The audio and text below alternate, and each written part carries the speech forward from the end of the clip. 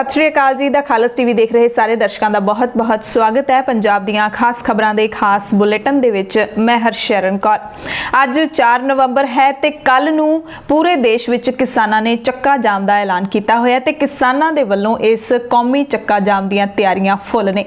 अज दी अहम खबर एक ये भी है कि पंजाब दे मुख मंत्री कैप्टन अमरिंदर सिंह दिल्ली दे राजघाट ते धरना देणगे। अज एक दिन दा संकेतक धरना 10:30 बजे राजघाट पहुंचणगे। सो ये पंजाब दी सियासत दे विच जा कह लैंदे आ कि पंजाब दे मीडिया दे विच इस खबर नूं जोर शोर दे नाल जरूर दिखाया जाएगा। कई लोग ते सियासी लीडर ने जिहड़े वो इस नूं सिर्फ ड्रामा कह रहे ने। किसानां ने दस्सिया कि सिर्फ सियासी स्टंट है कैप्टन साहब दा। सिमरजीत बैंस ने नाल जाण दा ऐलान कर दिता, समर्थन का ऐलान कर दिता धरने दे विच। ते सुखबीर सिंह बादल कहते हैं कि एक दिन के संकेतक धरने के ड्रामे के नालों मुख मंत्री कैप्टन अमरिंदर सिंह नूं भुख हड़ताल शुरू करनी चाहिए है राजघाट ते उदों तक जदों तक मोदी सरकार एक कानून वापस नहीं लै लैंदी। ते उधर कल दिल्ली दे विच किसानां दी भी एक वड्डी बैठक हुई जिहदे विच प्रधानमंत्री नरेंद्र मोदी नूं डिबेट दे लई चैलेंज कर दिता। किसानां ने 11 मैंबरी कोर कमेटी बना दित्ती है अंदोलन नूं पूरे देश विच फैलाउण दे लई अते हुण पूरे पंजाब समेत देश दे विच नारा गूंजदा सुनाई दे सकता है, नरेंद्र मोदी किसान विरोधी। ये जिहड़ा नवां नारा दिता है किसानां ने। ते उधर पंजाब बिजली संकट वाल है या नहीं है, इस ते भी आपां चर्चा करांगे।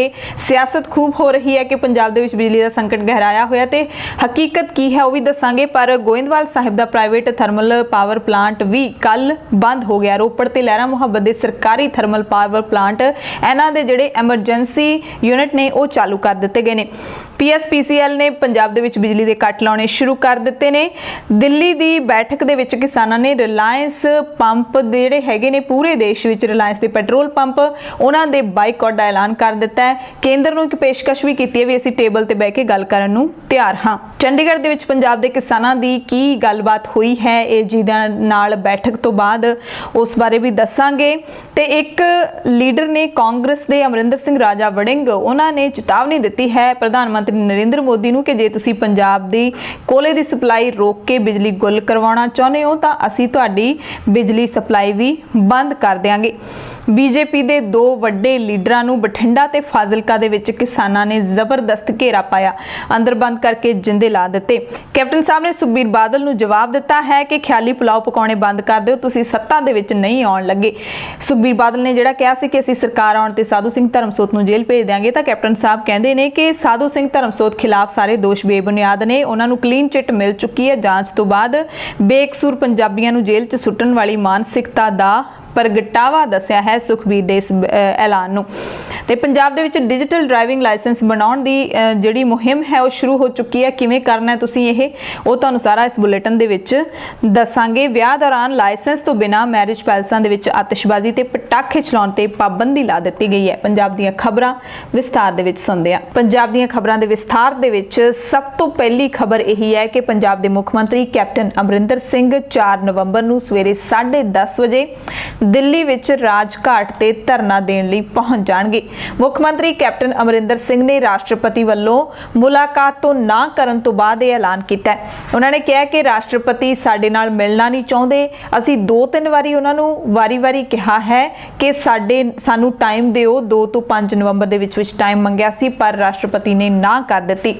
उस तो बाद मुख मंत्री कैप्टन अमरिंदर सिंह ने कहा है कि विधायकों के नाल दिल्ली के राजघाट दे विच धरना दिता जाएगा। दिल्ली विच कोविड-19 की महामारी के मद्देनज़र दफा 144 लागू है, इस करके 4-4 विधायकों का ग्रुप है जिहड़ा वो राजघाट दे विच जाऊगा। पहले जथे की अगवाई मुख मंत्री कैप्टन अमरिंदर सिंह करनगे। मुख मंत्री ने कहा कि केंद्र का जिहड़ा ये रवैया है बहुत ही बदलेखोरी वाला रवैया है। पंजाब दे नाल मतरेई मां वाला सलूक कर रही है केंद्र सरकार। उन्होंने कहा कि साडे जिहड़े सांसद ने MPs हैगे ने उन्होंने भी दिल्ली दे विच डेरा ला रखिया पर केंद्र दे जिहड़े वजीर ने वो साडे सांसदां नूं भी नहीं मिलण दा टाइम दे रहे। सो कैप्टन साहब ने राष्ट्रपति ਦੇ ਨਾਲ ਮੁਲਾਕਾਤ ਦੇ ਲਈ ਨਾ ਕਰਨ ਤੋਂ ਬਾਅਦ ਇਹ ਵੱਡਾ ਐਲਾਨ ਹੈ ਜਿਹੜਾ ਉਹ ਕੀਤਾ ਹੈ। ਨਾਲ ਹੀ ਉਹ ਕਹਿੰਦੇ ਨੇ ਕਿ ਅਸੀਂ ਕੇਂਦਰ ਸਰਕਾਰ ਦੇ ਕੰਨਾਂ ਤੱਕ ਇਹ ਆਵਾਜ਼ ਪਹੁੰਚਾਉਣਾ ਚਾਹੁੰਦੇ ਹਾਂ ਕਿ ਪੰਜਾਬ ਦੇ ਵਿੱਚ ਹਾਲਾਤ ਚੰਗੇ ਨਹੀਂ ਹੈਗੇ, ਬਿਜਲੀ ਸੰਕਟ ਦਾ ਵੱਡਾ ਖਤਰਾ ਮੰਡਰਾ ਰਿਹਾ ਹੈ। ਸੋ ਮੁੱਖ ਮੰਤਰੀ ਕੈਪਟਨ ਅਮਰਿੰਦਰ ਸਿੰਘ ਨੇ 4 ਨਵੰਬਰ ਨੂੰ ਰਾਸ਼ਟਰਪਤੀ ਨਾਲ ਮੁਲਾਕਾਤ ਦਾ ਸਮਾਂ ਜਿਹੜਾ ਉਹ ਮੰਗਿਆ ਸੀਗਾ। 21 ਅਕਤੂਬਰ ਨੂੰ ਲਿਖਤੀ ਰੂਪ ਦੇ ਵਿੱਚ ਚਿੱਠੀ ਭੇਜੀ ਸੀ, ਉਸ ਤੋਂ ਬਾਅਦ 29 ਅਕਤੂਬਰ ਨੂੰ ਮੁੜ ਤੋਂ ਯਾਦ ਵੀ ਕਰਵਾਇਆ ਗਿਆ, ਪਰ ਰਾਸ਼ਟਰਪਤੀ ਭਵਨ ਦੇ ਵੱਲੋਂ ਮੁੱਖ ਮੰਤਰੀ ਕੈਪਟਨ ਅਮਰਿੰਦਰ ਸਿੰਘ ਨੂੰ ਲਿਖਤੀ ਤੌਰ ਤੇ ਜਵਾਬ ਦਿੱਤਾ ਗਿਆ ਕਿ ਹਾਲੇ ਤੁਹਾਡੇ ਜਿਹੜੇ ਬਿੱਲ ਹੈਗੇ ਨੇ ਉਹ ਰਾਜਪਾਲ ਕੋਲ ਪੈਂਡਿੰਗ ਨੇ, ਇਸ ਕਰਕੇ ਸਾਨੂੰ ਮਿਲਣ ਦੀ ਕੋਈ ਤੁਕ ਨਹੀਂ ਬਣਦੀ। ਉਧਰ ਜਿਹੜੇ ਵਿਰੋਧੀ ਪਾਰਟੀਆਂ ਦੇ ਲੀਡਰ ਹੈਗੇ ਨੇ, ਆਮ ਆਦਮੀ ਪਾਰਟੀ ਦੇ ਵਿਧਾਇਕ ਹੁਣ ਉਹ ਲਗਾਤਾਰ ਕੈਪਟਨ ਸਾਹਿਬ ਤੇ ਹਮਲਾ ਕਰ ਰਹੇ ਨੇ ਕਿ ਪ੍ਰਧਾਨ ਮੰਤਰੀ ਨਰਿੰਦਰ ਮੋਦੀ ਨੂੰ ਮਿਲਣ ਦਾ ਸਮਾਂ ਕਿਉਂ ਨਹੀਂ ਮੰਗ ਰਹੇ ਆਖਿਰਕਾਰ ਕੈਪਟਨ, ਕਿਉਂ ਰਾਸ਼ਟਰਪਤੀ ਨੂੰ ਮਿਲਣਾ ਚਾਹੁੰਦੇ ਨੇ। ਸੋ ਇਸ ਮੌਕੇ ਮੁੱਖ ਮੰਤਰੀ ਕੈਪਟਨ ਅਮਰਿੰਦਰ ਸਿੰਘ ਨੇ ਸਾਰੇ ਵਿਧਾਇਕਾਂ ਨੂੰ, ਜਿਹੜੇ ਵਿਰੋਧੀ ਪਾਰਟੀਆਂ ਦੇ ਵਿਧਾਇਕ ਨੇ, ਉਹਨਾਂ ਨੂੰ ਵੀ ਅਪੀਲ ਕੀਤੀ ਹੈ ਕਿ ਆਓ ਸਾਰੇ ਰਲ ਕੇ 4 ਨਵੰਬਰ ਨੂੰ ਰਾਜਘਾਟ ਵਿੱਚ ਧਰਨਾ ਲਾਈਏ। ਜਿਹੜੇ ਮੁੱਖ ਮੰਤਰੀ ਕੈਪਟਨ ਅਮਰਿੰਦਰ ਸਿੰਘ ਦੀ ਪਾਰਟੀ ਯਾਨੀ ਕਿ ਕਾਂਗਰਸ ਪਾਰਟੀ ਦੇ ਵਿਧਾਇਕ ਨੇ ਉਹ ਸਾਰੇ ਤਾਂ ਨਾਲ ਜ਼ਾਹਿਰ ਤੌਰ ਤੇ ਜਾਣਗੇ। ਅਮਰਿੰਦਰ ਸਿੰਘ ਰਾਜਾ ਵੜਿੰਗ ਜੋ ਕਿ ਕਾਂਗਰਸ ਦੇ ਵਿਧਾਇਕ ਨੇ, ਉਹਨਾਂ ਨੇ ਵੀ ਕਿਹਾ ਕਿ ਅਸੀਂ ਕੈਪਟਨ ਸਾਹਿਬ ਕਿਸਾਨਾਂ ਦੇ ਹੱਕ ਵਿੱਚ ਜਿੱਥੇ ਵੀ ਸਾਨੂੰ ਕਹਿਣਗੇ ਉੱਥੇ ਅਸੀਂ ਜਾਵਾਂਗੇ। ਅਸੀਂ ਕੈਪਟਨ ਅਮਰਿੰਦਰ ਸਿੰਘ ਦੀ ਅਗਵਾਈ ਦੇ ਵਿੱਚ ਹਰ ਉਹ ਕੰਮ ਕਰਨ ਲਈ ਤਿਆਰ ਹਾਂ ਜਿਹੜਾ ਪੰਜਾਬ ਦੇ ਹਿੱਤ ਵਾਸਤੇ ਹੋਵੇ ਔਰ ਪੰਜਾਬ ਦੇ ਕਿਸਾਨਾਂ ਦੇ ਹਿੱਤ ਵਾਸਤੇ। ਬੇਸ਼ੱਕ ਉਹ ਰਾਜਘਾਟ ਤੇ ਧਰਨਾ ਹੋਵੇ, ਬੇਸ਼ੱਕ ਉਹ ਨਰਿੰਦਰ ਮੋਦੀ ਦਾ ਘਿਰਾਓ ਕਰਨਾ ਹੋਵੇ, ਬੇਸ਼ੱਕ ਉਹ ਪਾਰਲੀਮੈਂਟ ਦਾ ਘਿਰਾਓ ਕਰਨਾ ਹੋਵੇ, ਬੇਸ਼ੱਕ ਉਹ ਜੇਲ੍ਹ ਭਰੋ ਅੰਦੋਲਨ ਹੋਣ, ਜਿਸ ਤਰ੍ਹਾਂ ਦਾ ਵੀ ਸਾਨੂੰ ਸਾਡੀ ਪਾਰਟੀ ਵੱਲੋਂ, ਸਾਡੇ ਲੀਡਰ ਵੱਲੋਂ ਆਦੇਸ਼ ਦਿੱਤਾ ਜਾਏਗਾ ਅਸੀਂ ਉਹ ਕਰਾਂਗੇ। ਸਰਕਾਰ ਪੰਜਾਬ ਦੇ ਲੋਕਾਂ ਨੂੰ ਭੜਕਾਉਣਾ ਚਾਹੁੰਦੀ ਹੈ, ਜਾਣ ਬੁੱਝ ਕੇ ਇਸ ਤਰ੍ਹਾਂ ਦੇ ਕੰਮ ਕਰ ਰਹੇ ਆ ਕਿ ਅਸੀਂ ਆਕਰਮਣ ਰੂਪ ਧਾਰਨ ਕਰੀਏ। ਫਿਰ ਉਹ ਚਾਹੁੰਦੇ ਕਿ ਅਸੀਂ ਇੱਥੇ ਗਵਰਨਰੀ ਰਾਜ ਲਾਵਾਂਗੇ, ਜੰਮੂ ਕਸ਼ਮੀਰ ਦੀ ਤਰ੍ਹਾਂ ਪੈਰਾਮਿਲਟਰੀ ਫੋਰਸਿਸ ਲਾਵਾਂਗੇ, ਫਿਰ ਅਸੀਂ ਆਪਣੀ ਮਨਮਰਜ਼ੀ ਕਰਕੇ ਇਹਨਾਂ ਨੂੰ ਦਬਾਉਣ ਦੀ ਕੋਸ਼ਿਸ਼ ਕਰਾਂਗੇ। ਲੇਕਿਨ ਮੈਂ ਹਿੰਦੁਸਤਾਨ ਦੇ ਪ੍ਰਧਾਨ ਮੰਤਰੀ ਨੂੰ, ਕੇਂਦਰ ਸਰਕਾਰ ਨੂੰ ਇਹ ਬੇਨਤੀ ਕਰਨਾ ਚਾਹੁੰਦਾ ਔਰ ਚੇਤਾਵਨੀ ਦੇਣਾ ਚਾਹੁੰਦਾ ਕਿ ਇਹ ਜੰਮੂ ਕਸ਼ਮੀਰ ਨਹੀਂ ਹੈ, ਪੰਜਾਬੀ ਹੈ। ਪੰਜਾਬੀ ਲੋਕ ਬੜੇ ਅਣਖੀਲੇ ਔਰ ਗੈਰਤਮੰਦ ਹੁੰਦੇ, ਦੇਸ਼ ਦੀ ਅਖੰਡਤਾ ਤੇ ਆਜ਼ਾਦੀ ਵਾਸਤੇ ਇਹਨਾਂ ਨੇ ਆਪਦਾ ਵੱਡਾ ਯੋਗਦਾਨ ਪਾਇਆ। ਜੇ ਸਾਈਚਿਨ ਦੇ ਬਾਰਡਰ ਤੇ ਗੁਰਤੇਜ ਸਿੰਘ ਵਰਗਾ 24 ਸਾਲਾਂ ਦਾ ਵਿਅਕਤੀ 20 ਬੰਦਿਆਂ ਦੀ ਜਾਨ ਲੈ ਕੇ ਫਿਰ ਸ਼ਹੀਦ ਹੋਇਆ ਨਿਹੱਥਾ, ਅਸੀਂ ਦੇਸ਼ ਵਾਸਤੇ ਮਰ ਵੀ ਸਕਦੇ ਹਾਂ ਤੇ ਆਪਦੇ ਵਾਸਤੇ ਮਾਰ ਵੀ ਸਕਦੇ ਹਾਂ। ਸੋ ਇਸ ਅੱਗ ਨਾਲ ਤੁਸੀਂ ਨਾ ਖੇਡੋ, ਜਾਣ ਬੁੱਝ ਕੇ ਧੱਕਾ ਨਾ ਕਰੋ। ਜਾਣ ਬੁੱਝ ਕੇ ਤੁਸੀਂ ਚਾਹੁੰਦੇ ਹੋ ਕਿ ਇੱਥੇ ਕੋਲ ਨਾ ਭੇਜਾਂਗੇ, ਕੋਲਾ ਨਾ ਭੇਜਾਂਗੇ ਤਾਂ ਬਿਜਲੀ ਬੰਦ ਹੋ ਜਾਏਗੀ, ਖਾਦ ਨਾ ਮਿਲੇਗਾ ਤਾਂ ਕਿਸਾਨ ਔਖਾ ਹੋ ਜਾਏਗਾ। ਸਾਨੂੰ ਬਿਜਲੀ ਤੋਂ ਬਿਨਾਂ ਰਹਿਣਾ ਵੀ ਆਉਂਦਾ, ਪਰ ਤੁਸੀਂ ਵੀ ਬਿਜਲੀ ਦੇ, ਤੁਹਾਡੀ ਬਿਜਲੀ ਵੀ ਅਸੀਂ ਗੁੱਲ ਕਰਕੇ ਰਵਾਂਗੇ। ਤੁਸੀਂ ਕੇਵਲ ਸਾਡੀ ਬਿਜਲੀ ਬੰਦ ਨਹੀਂ ਕਰਾਓਗੇ, ਅਸੀਂ ਫਿਰ ਹਰ ਸੰਭਵ ਲੜਾਈ ਲੜਾਂਗੇ। ਸੋ ਮੈਨੂੰ ਲੱਗਦਾ ਕਿ ਇਸ ਤਰ੍ਹਾਂ ਦੀ ਜ਼ਾਜ਼ਤੀ ਔਰ ਇਸ ਤਰ੍ਹਾਂ ਦਾ ਰਵੱਈਆ ਕੇਂਦਰ ਸਰਕਾਰ ਨੂੰ ਨਹੀਂ ਵਰਤਣਾ ਚਾਹੀਦਾ। ਮੇਰੇ ਖਿਆਲ ਜੋ ਮੁੱਖ ਮੰਤਰੀ ਸਾਹਿਬ ਆਦੇਸ਼ ਦੇਣਗੇ ਪਾਰਟੀ ਏਜੰਡੇ ਥੱਲੇ ਕੰਮ ਕਰੂਗੀ। ਬਾਕੀ ਕੋਈ ਕਿਸਾਨ ਜਥੇਬੰਦੀਆਂ ਸਾਨੂੰ ਕਹਿਣਗੇ ਵੀ ਆਹ ਕਰਨਾ ਹੈ, ਅਸੀਂ ਉਹ ਲੜਾਈ ਲੜਾਂਗੇ। ਇਹ ਤਾਂ ਕੱਲ ਤੋਂ ਬਾਅਦ ਹੀ ਦੱਸਾਂਗੇ ਕਿ ਅਗਲਾ ਕਦਮ। ਸੋ ਜਿਹੜਾ ਰਾਸ਼ਟਰਪਤੀ ਨੇ ਮੁੱਖ ਮੰਤਰੀ ਕੈਪਟਨ ਅਮਰਿੰਦਰ ਸਿੰਘ ਨੂੰ ਮਿਲਣ ਤੋਂ ਇਨਕਾਰ ਕਰ ਦਿੱਤਾ, ਉਸ ਤੇ ਪੰਜਾਬ ਕਾਂਗਰਸ ਪ੍ਰਧਾਨ ਸੁਨੀਲ ਜਾਖੜ ਨੇ ਕਿਹਾ ਕਿ ਕੇਂਦਰ ਸੂਬੇ ਨਾਲ ਮਤਰੇਈ ਮਾਂ ਵਾਲਾ ਸਲੂਕ ਕਰ ਰਿਹਾ ਹੈ ਤੇ ਛੋਟੀ ਸੋਚ ਦਾ ਪ੍ਰਗਟਾਵਾ ਹੈ। ਉਹਨਾਂ ਨੇ ਕਿਹਾ ਕਿ ਕੇਂਦਰ ਦਾ ਅੜੀਅਲ ਰਵੱਈਆ ਹੈਗਾ ਜਿਹੜਾ ਉਹ ਸ਼ੋਭਾ ਨਹੀਂ ਦਿੰਦਾ ਤੇ ਮਾਰੂ ਸਾਬਿਤ ਹੋ ਸਕਦਾ ਹੈ। ਤੇ ਕੈਬਨਿਟ ਮੰਤਰੀ ਤ੍ਰਿਪਤ ਰਜਿੰਦਰ ਸਿੰਘ ਬਾਜਵਾ ਜਿਹੜੇ ਪੰਜਾਬ ਦੇ, ਉਹਨਾਂ ਨੇ ਤਾਂ ਇੱਥੋਂ ਤੱਕ ਕਹਿ ਦਿੱਤਾ ਕਿ ਇਹ ਸ਼ਾਇਦ ਹੁਣ ਪੰਜਾਬ ਨੂੰ ਆਪਣਾ ਹਿੱਸਾ ਹੀ ਨਹੀਂ ਮੰਨਦੇ ਹੈਗੇ। ਪਤਾ ਨਹੀਂ ਕੈਸਾ ਐਟੀਟਿਊਡ ਇਹਨਾਂ ਨੇ ਬਣਾ ਰੱਖਿਆ, ਪਰ ਇਹ ਬਦਕਿਸਮਤੀ ਹੈ। ਜਿਹੜਾ ਇਸ ਤਰ੍ਹਾਂ ਦਾ ਰਵੱਈਆ ਹੈ ਕੇਂਦਰ ਦਾ ਪੰਜਾਬ ਦੇ ਨਾਲ, ਇਹ ਬਦਕਿਸਮਤੀ ਹੈ ਪੰਜਾਬ ਦੀ ਵੀ ਤੇ ਪੂਰੇ ਭਾਰਤ ਦੀ ਵੀ।